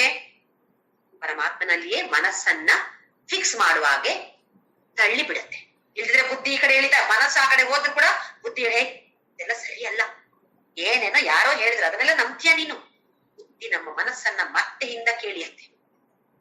ಸರಿಯಾಗಿ ಅರ್ಥ ಆದಾಗ ಮನಸ್ಸನ್ನ ಪರಮಾತ್ಮನಲ್ಲಿ ಕೇಂದ್ರೀಕರಿಸಿಕೊಳ್ಳುತ್ತೆ, ಅಥವಾ ಬುದ್ಧಿ ಕೂಡ ಪರಮಾತ್ಮನಲ್ಲಿಯೇ ನಿವಾಸ ಮಾಡುತ್ತೆ. ಅಂದ್ರೆ ನಾನಿವಾಗ ಬಂಗಾರದ ಬಳೆ, ಬಂಗಾರದ ಸರ, ಬಂಗಾರದ ಕಿವಿಯೋಲೆ ಇದನ್ನೆಲ್ಲ ನಾನು ಉಪಯೋಗಿಸ್ತಾ ಇದ್ದೇನೆ ಅಂತ ಹೇಳಿದ್ರೆ, ಅಥವಾ ನಾನೊಂದು ಹ್ಯಾಂಡಲ್ ಮಾಡ್ತಾ ಇದ್ದೇನೆ ಅಂತ ಹೇಳೋಣ, ಉಪಯೋಗ ಮಾಡ್ತಾ ಇದ್ದೇನೆ, ಹಾಕಿದ್ದೇನೆ ಅಂತ ಹೇಳಿದ್ರೆ ನನ್ನ ಕೈಯಲ್ಲಿ ಹ್ಯಾಂಡಲ್ ಮಾಡ್ತಾ ಇದ್ದೇನೆ ಅಂತ ಹೇಳಿದ್ರೆ, ನಾನು ಏನನ್ನ ಹ್ಯಾಂಡಲ್ ಮಾಡ್ತಾ ಇರೋದು? ಬಂಗಾರವನ್ನೇ ತಾನೆ, ಚಿನ್ನವನ್ನೇ ತಾನೆ. ಅದು ಬಳೆ ಇರ್ಬೋದು, ಕಿವಿಯೋಲೆ ಇರ್ಬೋದು, ಸರ ಇರ್ಬೋದು, ಯಾವುದೇ ಆಗಿರ್ಲಿ, ನಾನೇನನ್ನ ಹ್ಯಾಂಡಲ್ ಮಾಡ್ತಾ ಇರೋದು? ಚಿನ್ನವನ್ನ. ಹಾಗೆಯೇ ಬುದ್ಧಿಗೆ ಇಲ್ಲಿ ಅರ್ಥ ಆಗುತ್ತೆ, ಈ ಪ್ರಪಂಚ ಅಂತ ಹೇಳೋದು ಸೃಷ್ಟಿ ಮಾಡಿದ್ದು ಯಾರು? ಭಗವಂತ. 11ನೇ ಅಧ್ಯಾಯದಲ್ಲಿ ಭಗವಂತ ಹೇಳಿದ ನಾನೇ ಸೃಷ್ಟಿಕರ್ತ, ಇದು ನಾನೇ ಅಂತ ಹೇಳಿದ್ದಾನೆ. ವಿಶ್ವ ರೂಪದಲ್ಲಿರುವಂತದ್ದು ನಾನೇ ಅಂತ ಹೇಳಿದ್ದಾನೆ. ಹಾಗಾದಾಗ ಈಗ ಬುದ್ಧಿಗೆ ಸ್ವಲ್ಪ ಅರ್ಥ ಆಗ್ತಾ ಇದೆ, ಈ ವಸ್ತು ಅಂತ ಹೇಳಿದ್ರೆ ಓ ಇದು ಭಗವಂತನೇ. ಅವಾಗ ಏನಾಗತ್ತೆ? ಮನಸ್ಸು ಬುದ್ಧಿ ಎರಡೂ ಪರಮಾತ್ಮನಲ್ಲಿ ಇದ್ದಾಗ ಎಲ್ಲಿ ನೋಡಿದ್ರು ಪರಮಾತ್ಮನೇ ಕಾಣಿಸ್ತಾನೆ ಅಲ್ವೇ? ಈಗ ಇನ್ನು ಸಂಶಯ ಬರೋದಿಲ್ಲ. ಹೇಗೆ ಚಿನ್ನದ ಸರ, ಚಿನ್ನದ ಬಳೆ, ಚಿನ್ನದ ಕಿವಿಯೋಲೆಯನ್ನ ನಾನು ಹಾಕ್ತಾ ಇದ್ದೇನೆ ಅಂತ ಹೇಳಿದ್ರೆ ನಾನು ಚಿನ್ನವನ್ನೇ ಹಾಕಿದ್ದೇನೆಯೋ, ಅದೇ ತರ ನಾನು ವ್ಯವಹಾರ ನಡೆಸ್ತಾ ಇದ್ದೇನೆ ಪ್ರಪಂಚದಲ್ಲಿ ಅಂತ ಹೇಳಿದ್ರೆ, ಈ ವ್ಯಕ್ತಿಯ ಜೊತೆ ನಾನು ವ್ಯವಹಾರ ಮಾಡ್ತಾ ಇದ್ದೇನೆ ಅಂತ ಹೇಳಿದ್ರೆ ಆ ವ್ಯಕ್ತಿ ಯಾರು? ಸೃಷ್ಟಿಕರ್ತ ಪರಬ್ರಹ್ಮ. ಅದೇ ಪರಬ್ರಹ್ಮನೇ ಈ ವ್ಯಕ್ತಿ ತಾನೇ, ಈ ರೂಪದಲ್ಲಿ ಬಂದಿರೋದು ತಾನೇ. ಹಾಗಾದ್ರೆ ನಾನು ಯಾರ ಜೊತೆ ವ್ಯವಹಾರ ಮಾಡ್ತಾ ಇದ್ದೇನೆ? ಆ ಪರಬ್ರಹ್ಮನ ಜೊತೆ ತಾನೇ ಹೇಳಿದಾಗ ಆ ವ್ಯಕ್ತಿಯಲ್ಲಿಯೂ ಪರಬ್ರಹ್ಮ ಕಾಣಿಸ್ತಾನೆ. ಇದು ಮೈ ಬುದ್ಧಿಂ ನಿವೇಶಯ ಅಂತ ಹೇಳೋದು. ನಿವಸಿಷ್ಯಸಿ ಮೈಯೇವ. ಹಾಗೆ ಅರ್ಥ ಆದಾಗ ಆಮೇಲೆ ಏನಾಗತ್ತೆ? ಮನಸ್ಸು ಬುದ್ಧಿ ಎಲ್ಲವೂ ಯಾವತ್ತು ನೋಡಿದ್ರು ಪರಮಾತ್ಮನಲ್ಲೇ ಲೀನವಾಗಿರುತ್ತೆ. ಇನ್ನು ಬೇರೆ ಏನೂ ಇಲ್ಲ, ಪರಮಾತ್ಮ ಮಾತ್ರ ಇರೋದು. ಎಲ್ಲಿ ನೋಡಿದ್ರು ಪರಮಾತ್ಮ ಮಾತ್ರ ಅಂತ ಹೇಳಿ ಬುದ್ಧಿಗೆ ಬಂದಾಗ ಆಮೇಲೆ ಅಲ್ಲಿಯೇ ನಿವಸಿಷ್ಯಸಿ ಮಯ್ಯೇವ ಅತ ಊರ್ಧ್ವಂ ನ ಸಂಶಯ. ಇನ್ನು ಮುಂದಕ್ಕೆ ಹೋಗೋದೆ ಗ್ಯಾರಂಟಿ, ಸಂಶಯವೇ ಇಲ್ಲ. ಇಷ್ಟೆಲ್ಲ ಆದ್ರೆ ಇನ್ನು ಮುಂದಕ್ಕೆ ಹೋಗೋದು ಎಲ್ಲಿ? ಮುಂದಕ್ಕೆ 5ನೆಯ ಮೆಟ್ಟಿಲಿಗೆ ಹೋಗುವಂತ. ಇವಾಗ ಎಲ್ಲಿದ್ದೀವಿ ನಾವು? 4ನೇ ಮೆಟ್ಟಿಲನ್ನ ತಲುಪಿ 4ನೇ ಮೆಟ್ಟಿಲಿಗೆ ಬಂದಿದ್ದೆವು. 5ನೇ ಮೆಟ್ಟಿಲಿಂದ ಕೆಳಗೆ ಇಳಿದಾಗಿತ್ತು 4ನೇ ಮೆಟ್ಟಿಲು. ಯಾಕೆ? 5ನೇ ಮೆಟ್ಟಿನ ಅರ್ಹತೆ ನಂಗಿಲ್ಲ. ಸರಿ, 4ನೇ ಮೆಟ್ಟಿಲಲ್ಲಿ ಏನೆಲ್ಲ ಇದೆ ಈಗ? ಅನೇಕ ರೂಪಿ ಈಶ್ವರ ಆರಾಧನಾ ಅಂತ ಹೇಳಿದ್ರೆ ಪೂಜೆ ಮಾಡೋದಲ್ಲ, ಎಲ್ಲಿ ಕಂಡ್ರು ಅವನೇ ಕಾಣಬೇಕು. ಹಾಗೆಯೇ ಅರ್ಪಣಾ ಮನೋಭಾವದಿಂದ ಕೆಲಸವನ್ನ ಮಾಡಬೇಕು. ಮಾಡಿದ ಕೆಲಸವನ್ನ ಅತ್ಯಂತ ಯೋಗ್ಯವಾದ ರೀತಿಯಲ್ಲಿ ಮಾಡಿ ಪರಮಾತ್ಮನಿಗೆ ಅರ್ಪಣೆಯನ್ನ ಮಾಡುವಂಥದ್ದು, ಅಥವಾ ಲೋಕಕ್ಕೆ ಅರ್ಪಣೆ ಅಂತ ಮಾಡುವಂಥದ್ದು. ಅದು ಅರ್ಪಣೆ ಮಾಡಿದ ನಂತರ ಕರ್ಮದ ನಿಯಮಾನುಸಾರವಾಗಿ ಯಾವ ಫಲವನ್ನು ಕೊಡುತ್ತೆಯೋ ಅದು ಈಶ್ವರ ಪ್ರಸಾದ ಅಂತ ತಿಳಿದುಕೊಳ್ಳುವಂಥದ್ದು. ಇದು 4ನೇ ಮೆಟ್ಟಿಲಿನ ಅರ್ಹತೆಗಳು. ಇದಿದೆಯಾ ನಮ್ಗೆ? ಅದು ಪ್ರತಿಯೊಬ್ಬರು ನಮ್ಮನ್ನ ಪ್ರಶ್ನೆಯನ್ನ ಮಾಡಿಕೊಳ್ಬೇಕು. ಇಲ್ಲಿವರೆಗೆ ಎತ್ತಿದೇನಾ ನಾನು? ತಲುಪಿದೇನಾ? ಹತ್ತಿದೇನಾ ನಾನು 4ನೇ ಮೆಟ್ಲು? ಅವರವರಿಗೆ ಗೊತ್ತು. ಹತ್ತದೇ ಇದ್ರೆ ನಾಮಸ್ಮರಣೆ ಮಾಡಿ ಮೇಲೆ ಹೋಗ್ತಾ ಇರೋಣ. ಓಂ